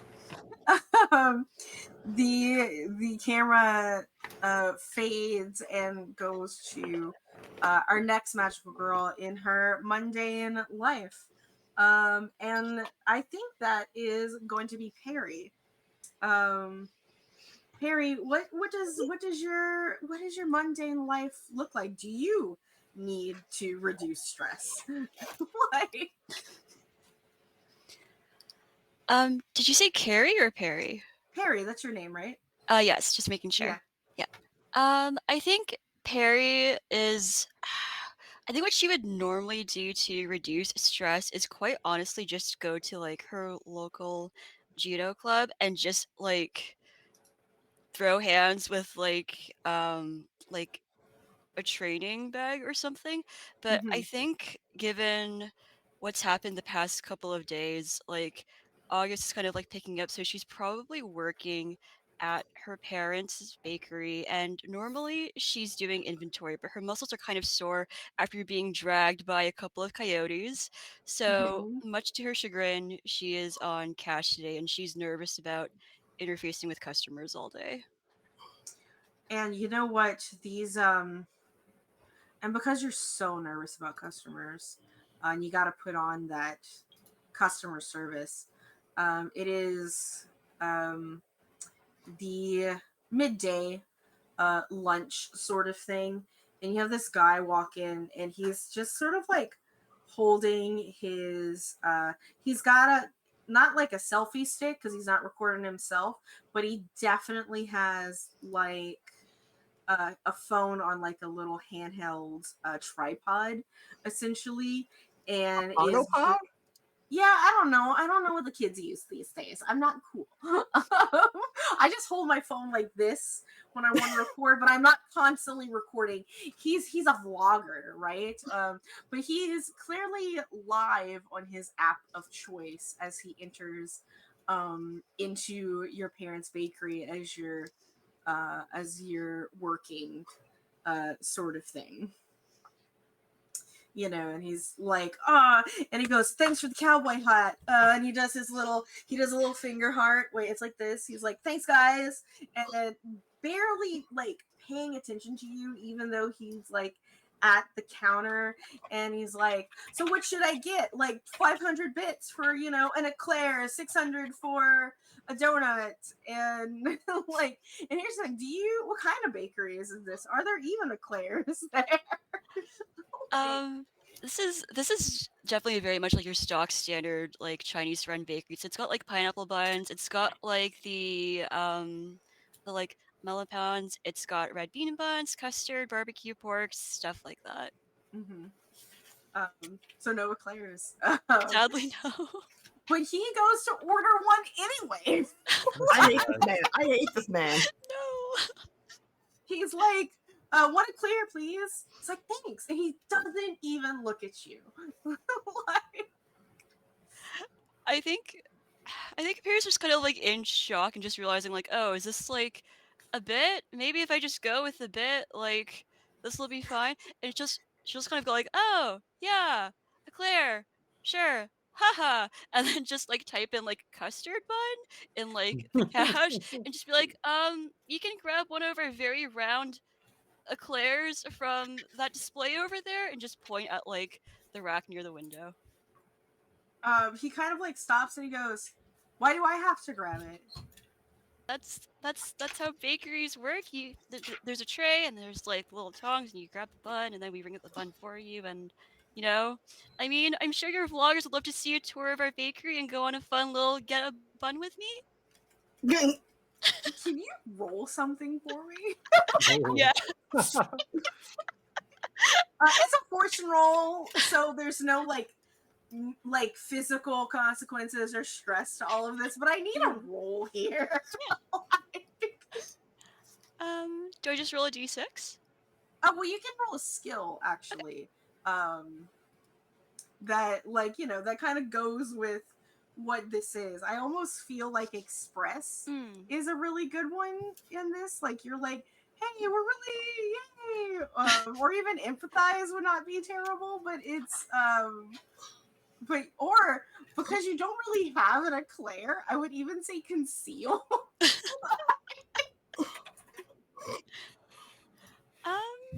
I'm gonna go with conceal just because I think this is Okay. fun. I want to see where this goes. Yeah, go ahead and roll Just Conceal. distract him. Maybe he'll think it is. He'll think it is Yeah. a. And then is it just standard effect? No effect. It's just go to Okay. Fortune. Yeah, Fortune. Yeah. Cool. I think that's right. Let's see what happens. Oh man. So he like stops and he's like, "This bakery service sucks." And like No. leaves. He's like, "I'm gonna go to the other one."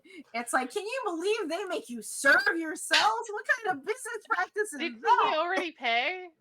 He didn't pay yet. He Oh, didn't okay. do I was anything gonna yet. say, because if he already paid, who the fuck cares? Like, He didn't. go be mad. He's gonna go be mad about it. He's like, "I'm gonna leave a review on," and like he says something, like a name of something, and you don't quite hear this. Um, you don't quite hear the name at first of the review site that he's gonna list. You just kind of hear like this little static noise. Words were said, no one understands what they are. Yeah, which means that between Moon and Stars, I would like you to roll a defense roll on your Void Clock. Ooh. Ooh. Okay. Am I free to choose whichever one between Sun, Moon, and Stars? So I wanted on the one that you have the least pips in Okay. going down. So between Moon and Stars is where you would go with this. Okay. I believe in my lucky stars. We'll Okay. see how it goes. And yeah, so go ahead and click 4 on your Void Clock, please. Okay. You How never do we roll hear things, guys? you never hear what he says. You don't know. You just and like it almost kind of gives you this little like tinnitus sound in your ear at first. When he calls out where he's gonna leave this shitty review, this 1-star review at, and you're like, it takes you back.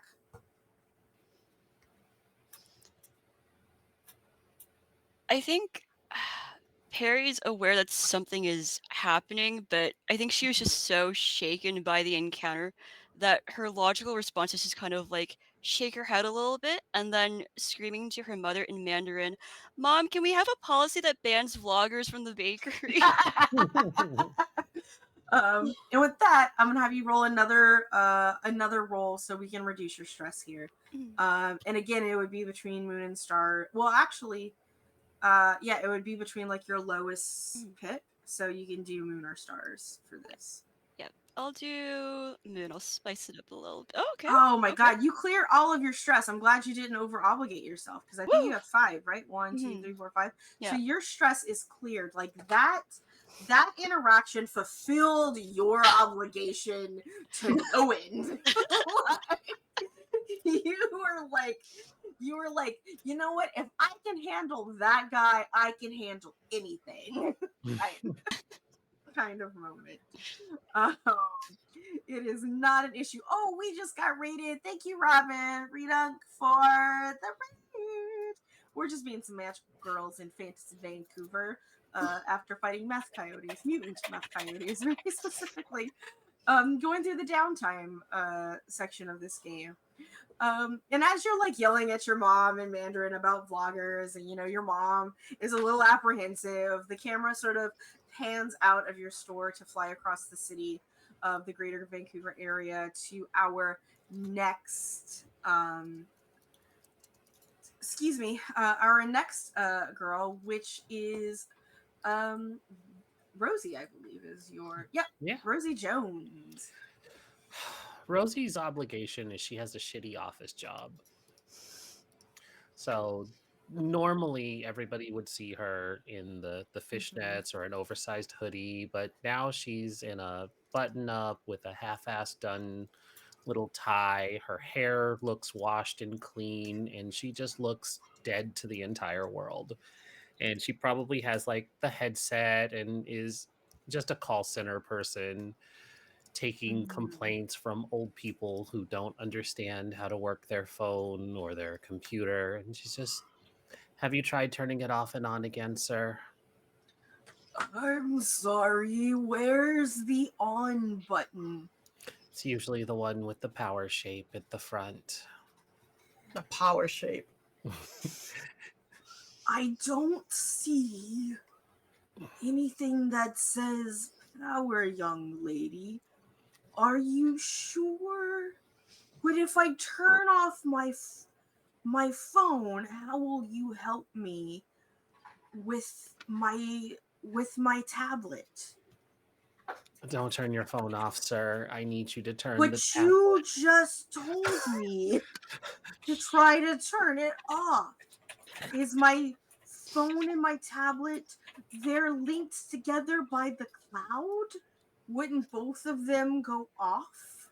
Oh my god, I'm dying from this.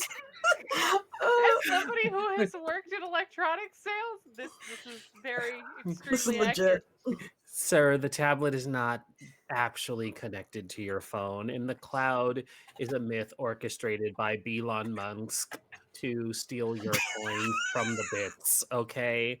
I need you to just make sure that it is currently plugged in to the wall. Is there a cord running from your tablet? Did you just say Elon Musk? Yes. Yeah, we're rolling the void clock. Oh my god. And What have we done? it was Elon Musk. But Okay. yeah, rolling on the void clock. I'll Yeah, take with it. your lease, with whatever your lease is in. Oh gosh. Okay.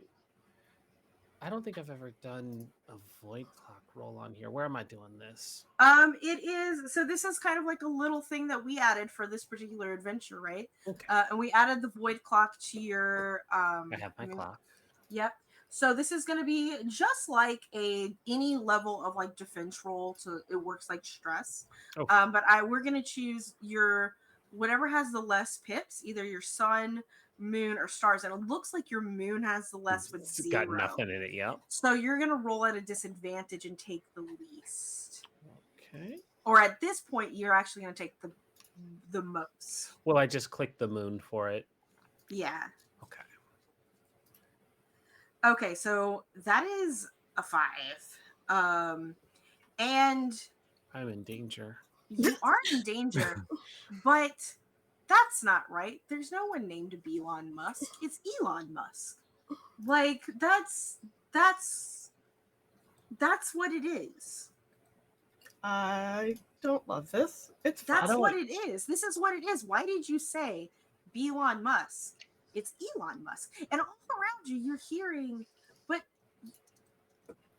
everybody has all around you always referred to the billionaire who was raided in apartheid. Elon. Elon. But that's not his name. That's not his name. It's Elon. They're coming to get me now. They They heard it. Yeah. So sorry. Yeah. So go ahead and so I actually did this wrong. I do apologize. It's not that there's you don't have 5. You are taking less. So it is 3. So you are taking 3 because it's subtracted from 6. But it's you still the void is something's going on and it's got Elon. It's not that it's gotta be Elon. But everybody else around you has been saying it wrong this whole time. And you're like, I'm convinced that I'm correct. Yeah, everybody else is stupid, not me. Yeah, exactly. I have a request, Amani. When you're typing, can you mute yourself? Oh, sorry. I'm taking notes. Sorry, I'm taking notes. I didn't realize it was so loud. It's so loud. But this old man, he's like, okay, I trust you, young lady. And he holds the power button on his phone and it turns off. Well, at least that solved that problem. Yeah, that's. She's just going to move this ticket to resolved. Another satisfied customer. Mm-hmm. And you're gonna go ahead and roll your obligation, which is the same. It is the moon. And you're gonna take the you're gonna reduce your stress. And it's going to be the highest this time, which is 6. Which 1, 2, 3, I have 4, 5. Oh no. So because you rolled moon, there is a consequence to this. And I just read the consequence. There we go. Downtime. Critical success. Obligation roll. There it is. If moon is rolled, your obligation breaks your heart and drives you to despair. Here's the thing. you are now determined to call this old man back. No. And like, because your heart is so broken because you are so determined and lost in your own head. So your stress is gone. But I am also gonna make you, because your heart is broken, to fill your void clock once more. Just one more. Okay. Doop. What's up? Boop. Okay. Gotta just ring him back. So as that goes in, as you're trying to, and the thing is, it just keeps ringing because his phone is still off. Like, as that little scene sort of goes in, we go to our time traveler. As you are doing your obligation and downtime. What does it look like for you? So, Skip is their regular people name. And they are technically in school. Technically being the key word here. They don't usually go. So they're usually wandering around, up to no good. Because they know they're going to pass anyway, so what the fuck's the point? They're going to graduate eventually, it's fine. So he, whatever. They like to go to punk shows, stuff like that. So their obligation is, and I think the way that they make the very, very little money that they have is through making their little punk scenes. So I'm torn between posting up inside some sort of like cafe or trying to sneak into a bar to see propaganda. So I have to apologize to y'all because I could not pay attention because I'm pretty sure my husband farted and it stinks really bad. Like, because he did it in front of the fan going into the kitchen and it's just wafting into this room. Shame him! Shame! For shame! And I'm just like, go to the bathroom. Boo this man. Boo. Boo this man. Boo him. Boo this man. It's so bad. So what do I need to repeat? Give me a second. But yeah. Oh my god. Okay, please repeat. You're at a punk show. What's happening? Okay, I said that I was torn between posting up between being in a cafe making her little punk scene or try to sneak into a propaganda show. A what show? Propaganda is a punk band from outside of Winnipeg. So you're trying to sneak in. So as you're going to sneak into this band, and you're very, very sure, you're just so sure of who this band is, Propaganda. When you see the flyer on like in front of the in front of the oh my god, what's a shitty East Side? Nick. he went to the bathroom. It's like, what's a shitty East Side venue? The Commodore. Like the Commodore ballroom. Your vision isn't quite able to like make out this flyer, and I need you to roll your void clock. The void clock. All right, it's the least, right? Yeah, so it's going to be a defense roll. So either your sun, moon, or stars. It's going to be your smallest one that has the least pips in it. Please. We'll go with sun. All right, do sun. So you only take. Actually, you take 5. Where does that put you? 1, 2, 3, 4, 5. I got 1 left in my little clock. Good. Hey! You asked me at this table. I never roll well. Yeah. Right. So your vision sort of focuses on this flyer, and it doesn't say the name that you think it is, which was what, Propaganda. Propagandi. It says Lupagandi, whatever that means. But that's just what it says.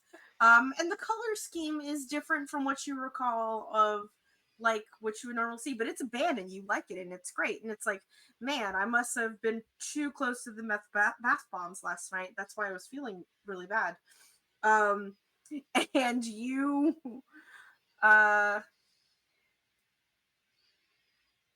go into the show to do your punk scene stuff. And what does that actually look like other than breaking into the show and not supporting your band? It wasn't so much breaking in; it's like sneaking it. Like I would assume the Commodore is an 18+ venue. So it's mostly just convincing the bar guy or the bouncer guy that I'm 18. Go ahead and roll something to convince them to get in. All right. Yeah. We'll go with analyze because the There's bouncer also- is my foe. So here's also the thing. I would say conceal, because you are concealing that you're underage. That is true. Mm-hmm. All right. Yeah, that's a cancel. We'll go with conceal. Are we doing risky?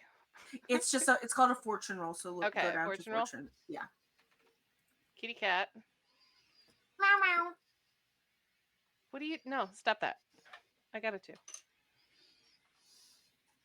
Kitty cat. Now you're pushing buttons. Oh no. With a conceal with the 2, the bouncer. So you hand like a fake ID, right? And the bouncer asks for a second ID, and you were not prepared to have a second ID because it's like, why does Vancouver ask for 2 IDs? That's kind of weird, but that's what they do here. And he's like, can't get in. Sorry. Bounce. Sorry, Studio Killers is going through my brain right now. And You're an asshole, bouncer guy. Yeah, An he's asshole. like, yeah, well, it keeps kids like you safe. Safe is not fun. You can be dangerous when you're an adult. And then I'll keep you safe inside. Dangerous. And then I'll keep you safe inside. Run along, kiddo. Call your mom. Fine. I'll go find fun elsewhere. So you might not have succeeded in getting into the band, but we're gonna go ahead and reduce your stress. You actually have an option here. I do. Yes, you can reduce your normal stress or your void stress if you would like. We'll go with the void stress. I don't know what happens with the void stress. Does it matter what I pick? It's your least one. Yeah, it's gonna be your least. Mm-hmm. We'll go with moon for this time. You reduce it by 1. Well, that's better than nothing. Yeah. And you do technically get 2 downtime actions, but we're gonna save the second downtime action for next time. Okay. For next episode. Yeah. But you do get 1. So you, as you're kind of walking away, you're like, that wasn't the band I wanted to see anyway, right? Exactly. So, and who we have left? Oh, Me. last but not least, Dorothea. What does your mundane life look like? So Dorothea's mundane life is she volunteers with I don't know if Canada had Big Brother Big Sister. Can you have a big brother and a big sister? No, this Big Brother Big Sister's like a program for like Oh, yeah. mentoring. Yeah, we have that up here. Yeah. That's what Dorothea's mundane life, and like her obligation is taking care of these kids and like giving them the best, most fulfilling, exciting childhood that she can manage with her recently graduated from high school, but not barely employed life. Barely employed life. Gotcha. Yeah. So these kids are middle school age, probably literally the worst. And they're doing a shitty dance. Is it the Nene? It's a nice It's not TikTok even dance. as cool as the Nene. You don't know what this dance is. Okay. It's one of the cool TikTok dances. It's a new Gen Alpha dance. It's a new TikTok dance that I have never seen before in my life. Yeah, and they look at you and they call you Miss Dorothy, right? Because you're an adult, and they're like, Miss Dorothy, Miss Dorothy. I'm barely an adult. Show us the dance of your youth. Oh no. Somebody who's worked with teens. What year is it? Show us the dance. It's year 20XX. No, I need to know because I need to know how many what the dance. You know what we're gonna do? We're gonna do the electric slide because it's a classic and it doesn't go out of style. Yeah. So do you tell them that you're doing the electric slide? Yes. Roll your void clock. Okay. Are you gonna tell me the electric slide doesn't exist in this universe? Is that what you're telling me? I'm just having you roll your void clock. I don't know what you're talking about. I got a 5. Yeah, you have 5 on your void clock now. That's cool.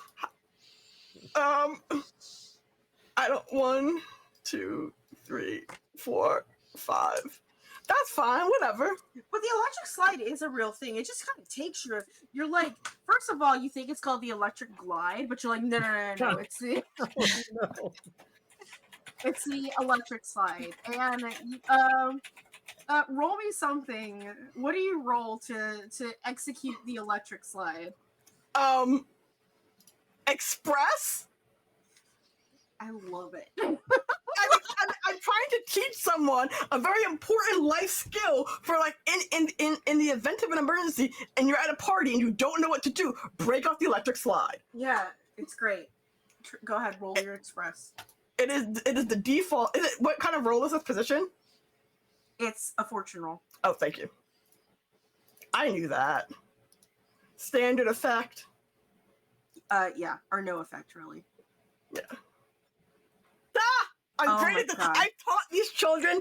I've taught these kids to the best of my ability. They can now go like if they decided to put the square dancing into the Olympics, like they did breakdancing. These kids are now on top of that. Mm-hmm. They are definitely not Reagan.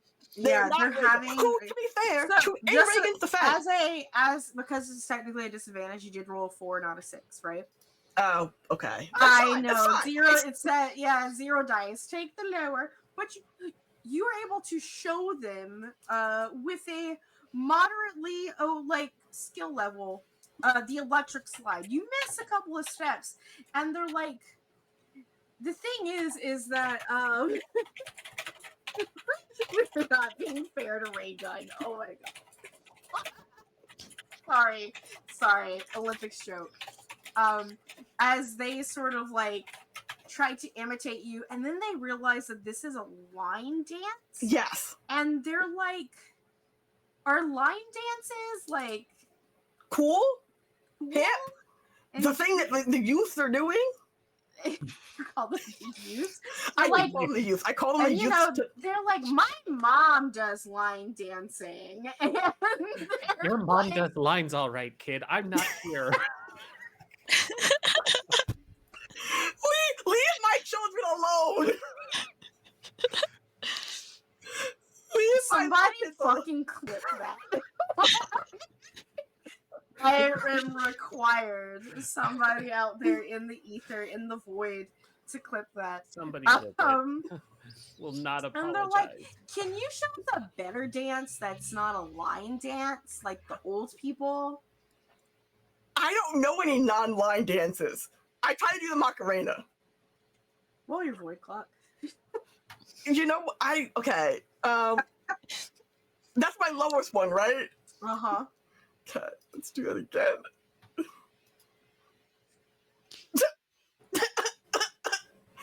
sure we're fine. Nothing.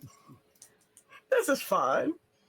I only know line dances, and I don't know the Macarena very well. I'm gonna be honest. You tried to think up of another dance, and you actually get a headache. It hurts. It actually hurts.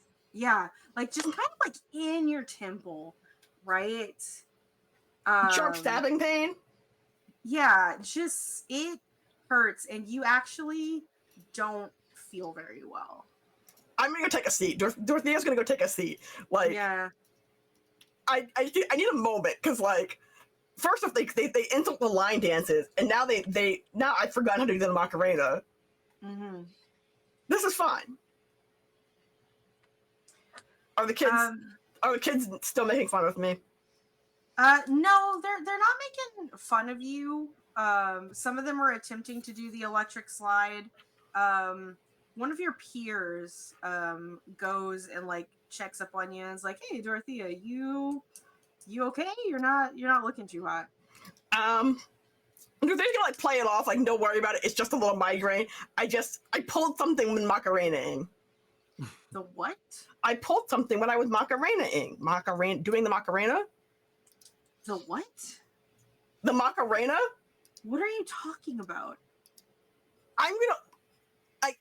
Can I tell if they're being serious or not?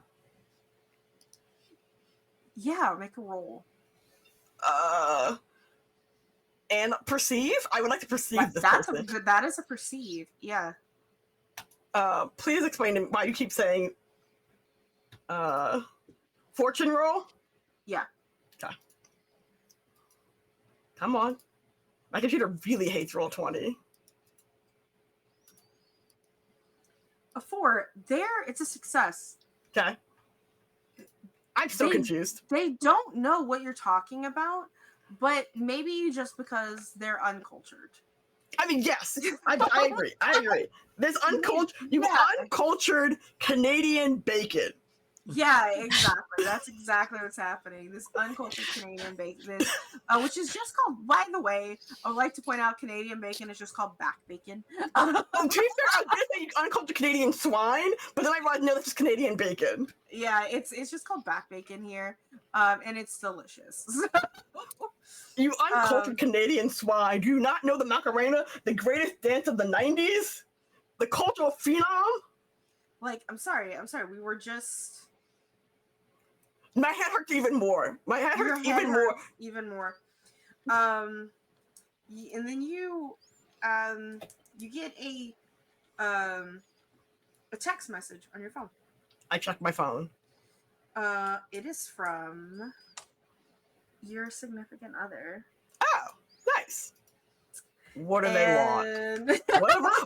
What did they fuel my rage at people not knowing Macarena and come to calls to calm me down?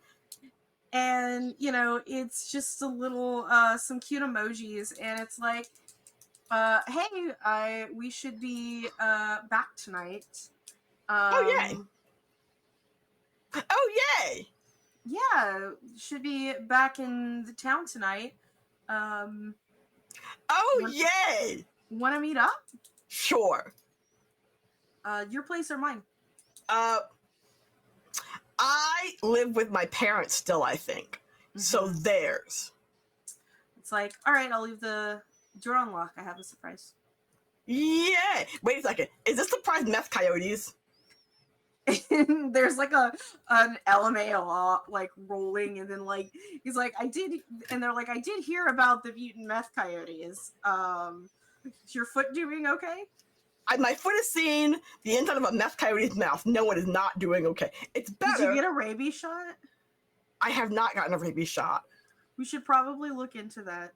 I will make a note to myself that I should probably go get my rabies shot. Rabies is 100% fatal. God damn it. He's like, and they're like, don't worry, I will take you, and like does a little heart kissy face if you need. But after I get my smooches from you. Can I share rabies via smooches? It's like, yeah, but I've had my shots. It's fine. Okay. Smoochy back. I can't believe. I hope I actually, I forgot. I literally did not remember that I could have gotten rabies. Yeah. You could have That'd be so funny. Yeah, you could have gotten rabies.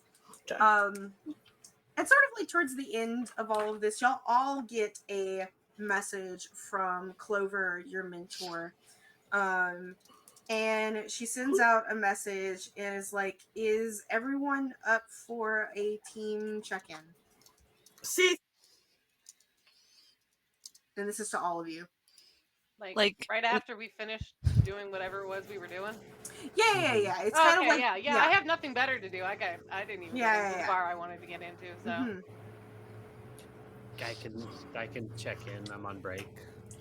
Well, yeah. So theoretically, let's say this text message comes in the same day as Dorothea's downtime, but it's a couple of days after the mission. So, like, timeline wise, y'all have done this within the span of like 3 or 4 days. Okay.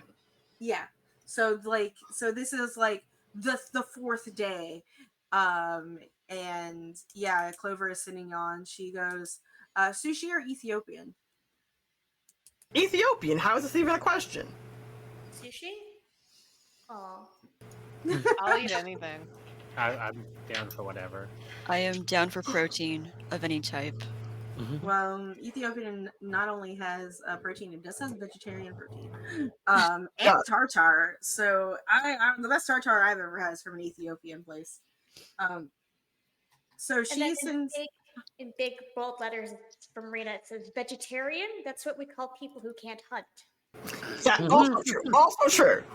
Rena is right and should say it louder. It's like, and Clover messages back. It's like, I'll be sure to keep that from the trees, and sends you all a pin, to in on the east side of Vancouver to this little hole in the wall Ethiopian place, for y'all to meet. Yay. And y'all go there, and it's like basically a pretty decent late dinner, and y'all are Clover is a regular there, so the owner treats her pretty well. She is not wearing her mask. Weird. Yeah, well, she doesn't wear her mask out in public. She only wears, it's her magical girl thing. But you do kind of notice she doesn't have her mask. She does have like this pretty gnarly scar that does run from like ear to the corner of her mouth on her left side, sort of thing. But she is eating, so she does take it off. She just sort of wear her baklava when she's not eating out and about, because you're either going to get stared at because you have a scar, you're going to get stared at because you're wearing a mask. It's all kind of the same. So is this like a Kakashi thing? Yeah. Yeah, okay. Okay. Thank you. Anime bullshit, okay. And he was just hot under the mask. That was the worst part of it. I know. He was just hot under the mask. What the hell? At least she's not like Gojo levels of hot. But anyway, so I'd be so mad. Yeah. She y'all are sitting around the table. You'll have your own little spot. The food is served, and if y'all know anything about Ethiopian, it's just like a whole bunch of like little dishes that are served on top of like this big like pan bread. And y'all you take pieces. There's no utensils. You just take pieces of bread and you just like grab the food. It's great with the bread. It's so good. She lets y'all all sort of eat and do all of your goodness first. I feel like this is a trap. Who's getting sent to Calgary? Are you breaking up with us? Oh, no. I'm sticking around. I don't know if any of us are going to Calgary. I really just wanted to check in on all of you. Oh, okay. And see how you were doing. I might have rabies. You still haven't gotten checked for that? I haven't gotten checked for that. I'm actively avoiding getting checked for rabies. You know, it's You really 100% want to. fatal. No, because like it's bad. It's not good. It's not It's good. 100% fatal. You Well, It no, really it's should. not even Oh. the fact that it's 100% fatal. You can't swallow water anymore. I Like, haven't your even brain drank will water. just not let you swallow water. That's what the foaming comes from. So here's the thing. I have been swallowing water, so I don't think I have rabies, but like I haven't checked. I've been using water as my test. Mm-hmm. So long as I can keep drinking water and I take a sip of water, I think we're clear. You know, Right? 100% of people who consume water also die, right? You know what? They can fight me, bro. Healthcare is free. Please go. Please go get checked. Like Dorothea's just like the needle is this big, and they just jab it, and it just like stay in there. Like they have to go through through the muscle and all that. I'm gonna say YOLO. I say YOLO. If the meth coyotes take me out, the meth coyotes took me out. Dorothea, you're a magical girl. You've fought things more terrifying than vaccines. Exactly. You shouldn't be afraid of vaccines. They're fine. huge and they're stabby. And Vaccines save lives. You really need to take this seriously. Yes, please. Do you need to be driven to the ER? I would Do you not take want it us to a to hold ride. your hand while you're there? I would like my hand to be held as well. You're such a degenerate. I am a degenerate. I am a degenerate. I need to be handheld. I'm everyone's big sister up until doing needles. And so there's like this point though, like Clover has her like she has like her hands folded across like her elbows on the table, and you could just see her like grinning from ear to ear behind her hands. Okay. And she's like, don't worry. Void specters aren't warm enough to incubate the rabies virus. Yes. No shot for me. But it was really funny to watch you all berate our teammate here. Not feel berated. I felt cared for and thought of. Good, because that's exactly what you are. Mm-hmm. Deal with it. The magical girl powers I have, sparkles just explode from behind my head. That's it.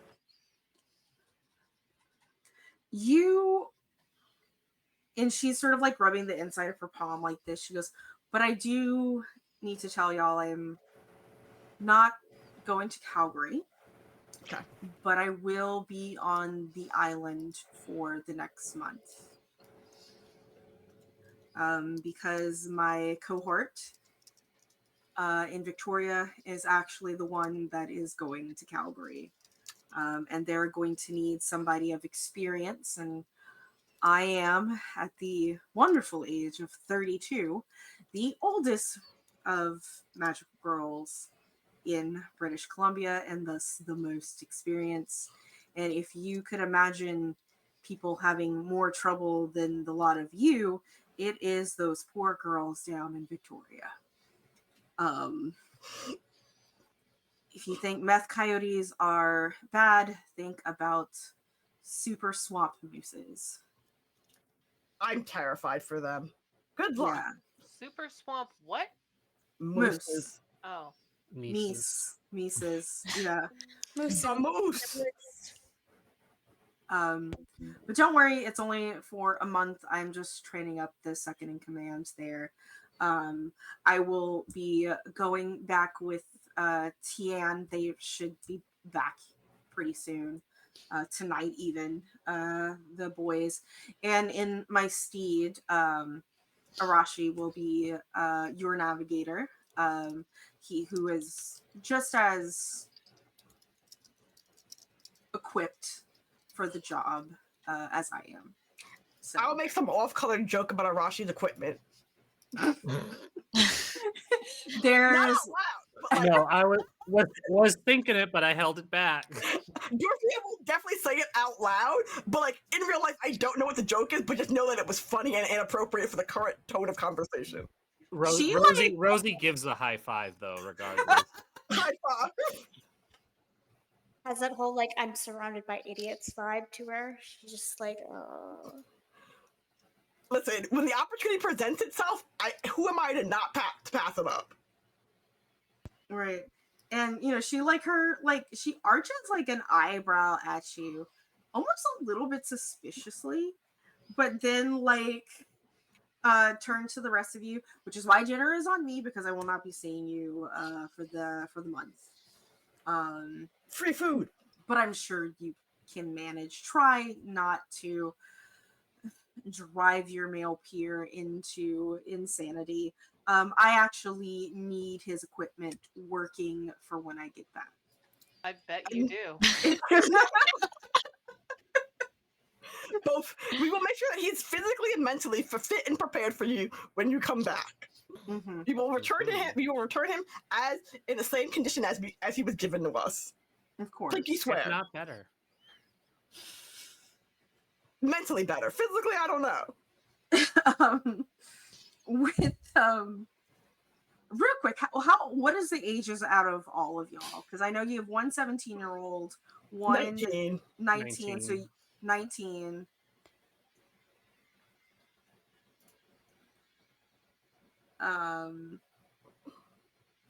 Aya, you're 18 or 17?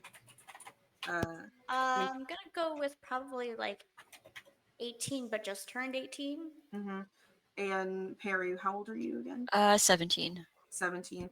So two of you are old enough to drink in Canada. Because hey, guess what? 19 here. Also old enough to buy weed. I mean, I think it Yeah. goes by province because I was drinking when I was 18. Well, weren't you in Alberta? Manitoba. Manitoba. It's probably because it's a little bit more country out there, but it's 19 here. It very much is. Yeah, it's 19 here in BC. And the night kind of goes by, and you'll have like a really good time together as a team. Your mentor Clover, she pays for everything, gives you all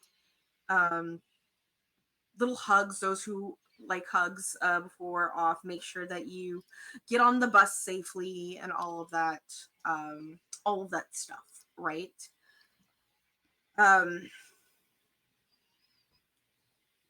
Dorothea, you don't go home. Correct.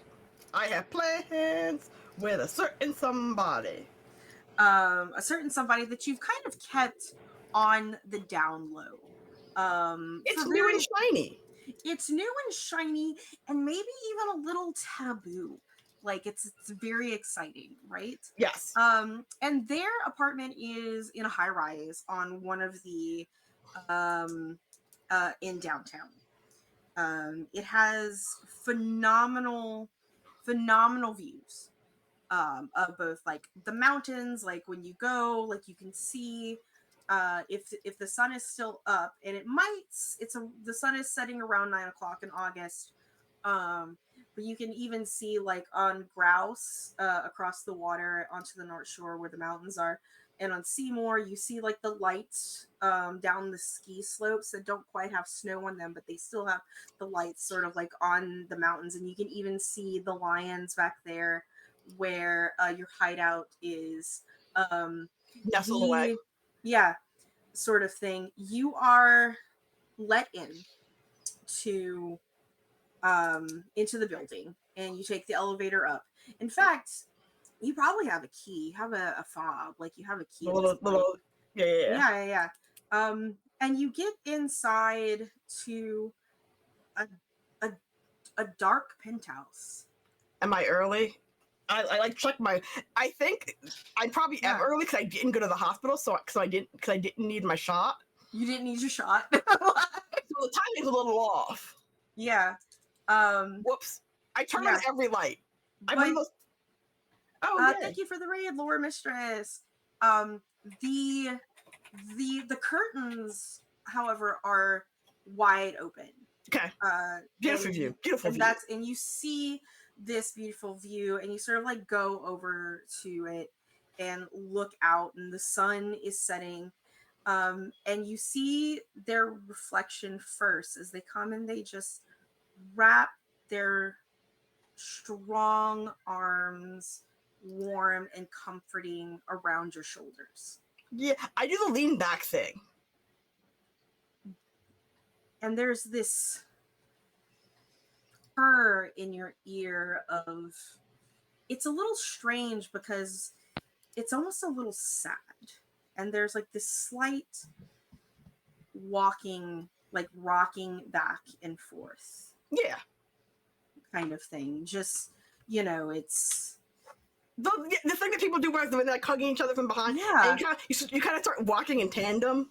mm-hmm. Like you're like, yeah, I know what you mean. I can't physically do it because I don't have a person. Yeah. I know. I could make one come in here and show y'all, but I won't. And you know, and you see in the reflection, and like normally this person has the eye color of storm clouds, like this dark grayish blue. That dark and stormy. Yeah, the dark and stormy kind.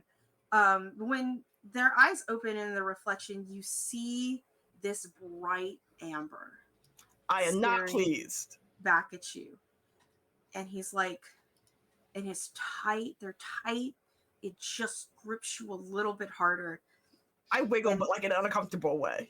And huskily says, like, in your ear, why did it have to be you first? Well, I wiggle, like in an attempt to free myself. You feel fangs dig into the back of your shoulder. Okay.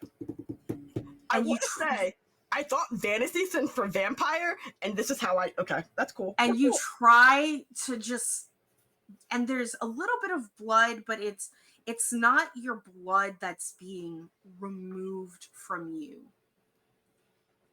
Don't love this. I'm still trying to like free myself. Free the homie. As you keep trying to struggle, it gets harder and harder because it's your very life force, your key, that is being sucked from your being. Do I have enough energy in me to like claw at their arms? Make a roll. Let's see. I guess that's a defy roll. Mm-hmm. Let's go for it. I would like to attempt to break. What kind of roll is this position? Desperate? It's a fortune roll. Oh, okay.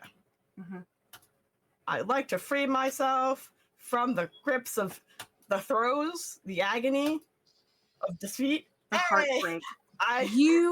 Your claws, you reach back and you're trying to give in, and your nails like latch onto their forearm and drag down their bicep, and leaves marks. Gouges. Yes. I don't have... Yes. Leaves gouges. But it's not enough. Their grasp holds steady, and you feel your knees become weak, and they go down with you as their mouth removes itself, and they hold you, cradling as your vision becomes dark. You see tears streaming down their cheeks. Oh, you cry for me? You did this. And this is fine. And then everything is black and you are gone. That's cool. We love that for me. This is why I don't date. This is why you don't date. This is why I don't date. This is why you don't date. Oh, shit. I didn't tell anyone. You didn't tell anyone. Because it was new and shiny. I didn't tell anyone. God damn it. Okay. Ghost of Dorothea is going, God damn it. The haunted spirit of Dorothea who's looking at her deceased body, going, God damn it. And with that... And I'm not even home. You're not even home.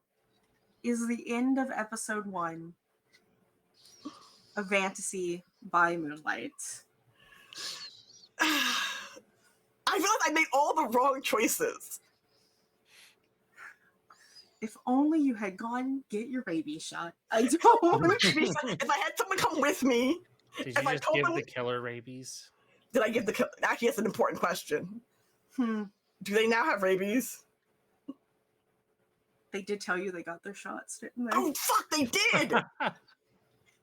And with that, everyone, thank you for joining us. What's gonna happen? Oh my god, we just had a character death in the first episode. What is going on? Oh my god, this is crazy. We're gonna let everybody go around. I don't think I have anything to announce. I'm gonna check my Girls Run These Worlds thing, but I don't think I have any announcements to make on Girls Run These Worlds. I have personal announcements, but I'll go last on that.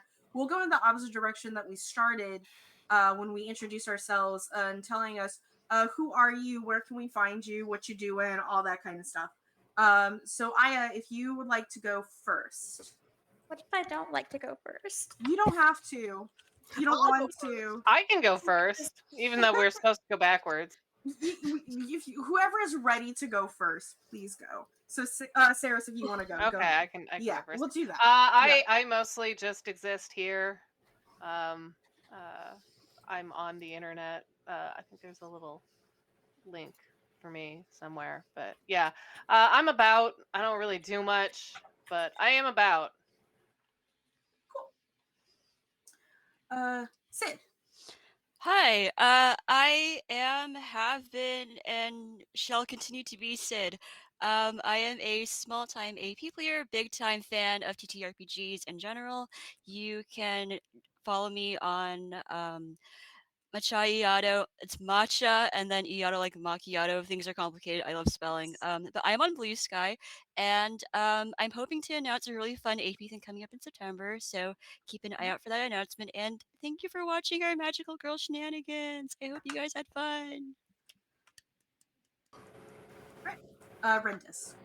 Hi, Brindis. Party Wipe Games is where you can usually find me for anything that we're doing. The only other thing we're streaming right now is my wonderful wife, Shay, runs a Change Stars game. It's a sci-fi that's modified from the Alien RPG that was released on Kickstarter earlier this year. It's a super fun game, and we have a lot of fun with it. Outside of that, there's really nothing. So, yeah, just check us out on Wednesdays for that. Okay. Amani. Hi, I'm Imani. You can find me at, as always, Imani on Twitch or Chaos Cryptid on that dumb bird app that's still not dead yet. I am here streaming game dev and design stuff, usually. I have nothing else to announce other than I'll probably be streaming in like 3 hours on my own channel. And you will be back next week. And I will be back next week. Yes. And I will be back next week. So, yeah. Cool beans. And now, Aya, how are you feeling? I can do this. Okay. Okay. I am the shyest of beans. My name is Aya Sakate. I am a voice actress for hire if you need a voice actress for anything, and also a seamstress. Oh my god, I can speak. But mostly you can find me at Astral Bell here on Twitch. I've been communicating throughout the episode, and I want to tell you that I love you very much. We love you too. And before I do my own personal things, Arnica just informed me over in our Discord to remind everyone that creator apps for Girls Run These Worlds are open. So if you have an idea that you want to run here on Girls Run These Worlds, be sure to fill out that app. Also, Roll for Luck is every other Wednesday, and they just might have a new cast member over there. As for myself, I am Valdranth. I use any and all pronouns because I am a gender cryptid. I was your storyteller. You can find me over on my own channel and everyone else at Valdranth. I produce TTRPGs for me and my friends. A couple things that are going on is you can actually catch me tomorrow running another Blades in the Dark Skin. I run an Animorphs game, and I only have 2 episodes left of that at 4:30 p.m. Pacific time. Yeah, things are gonna somebody else might die tomorrow. I don't know. I love this. I listen. I don't know. Like and on Saturdays, my friend Hummelu, they run Dragon Age in Darkness Unbroken. It is our final season of our Dragon Age campaign over, and that'll be at 1 p.m. Pacific Standard Time as well, or daylight time at this point. On top of that, I am looking for storytellers right now because in November I run a 3-day, 9-game marathon for Extra Life. I have 12 applicants for sure already, but I always need backups. And I always like replacing white men. So, so if you want to be a part of those things, please put in your application. It is technically only available in my Discord, but I think I also put it in Girls Run These Worlds as well. But if you're interested, just give me a DM and I'll give you the application for that. Other than that, that's me. That's us. I think we're done. So, Arnica, if you want to make us wave, I got a pee real bad. Bye.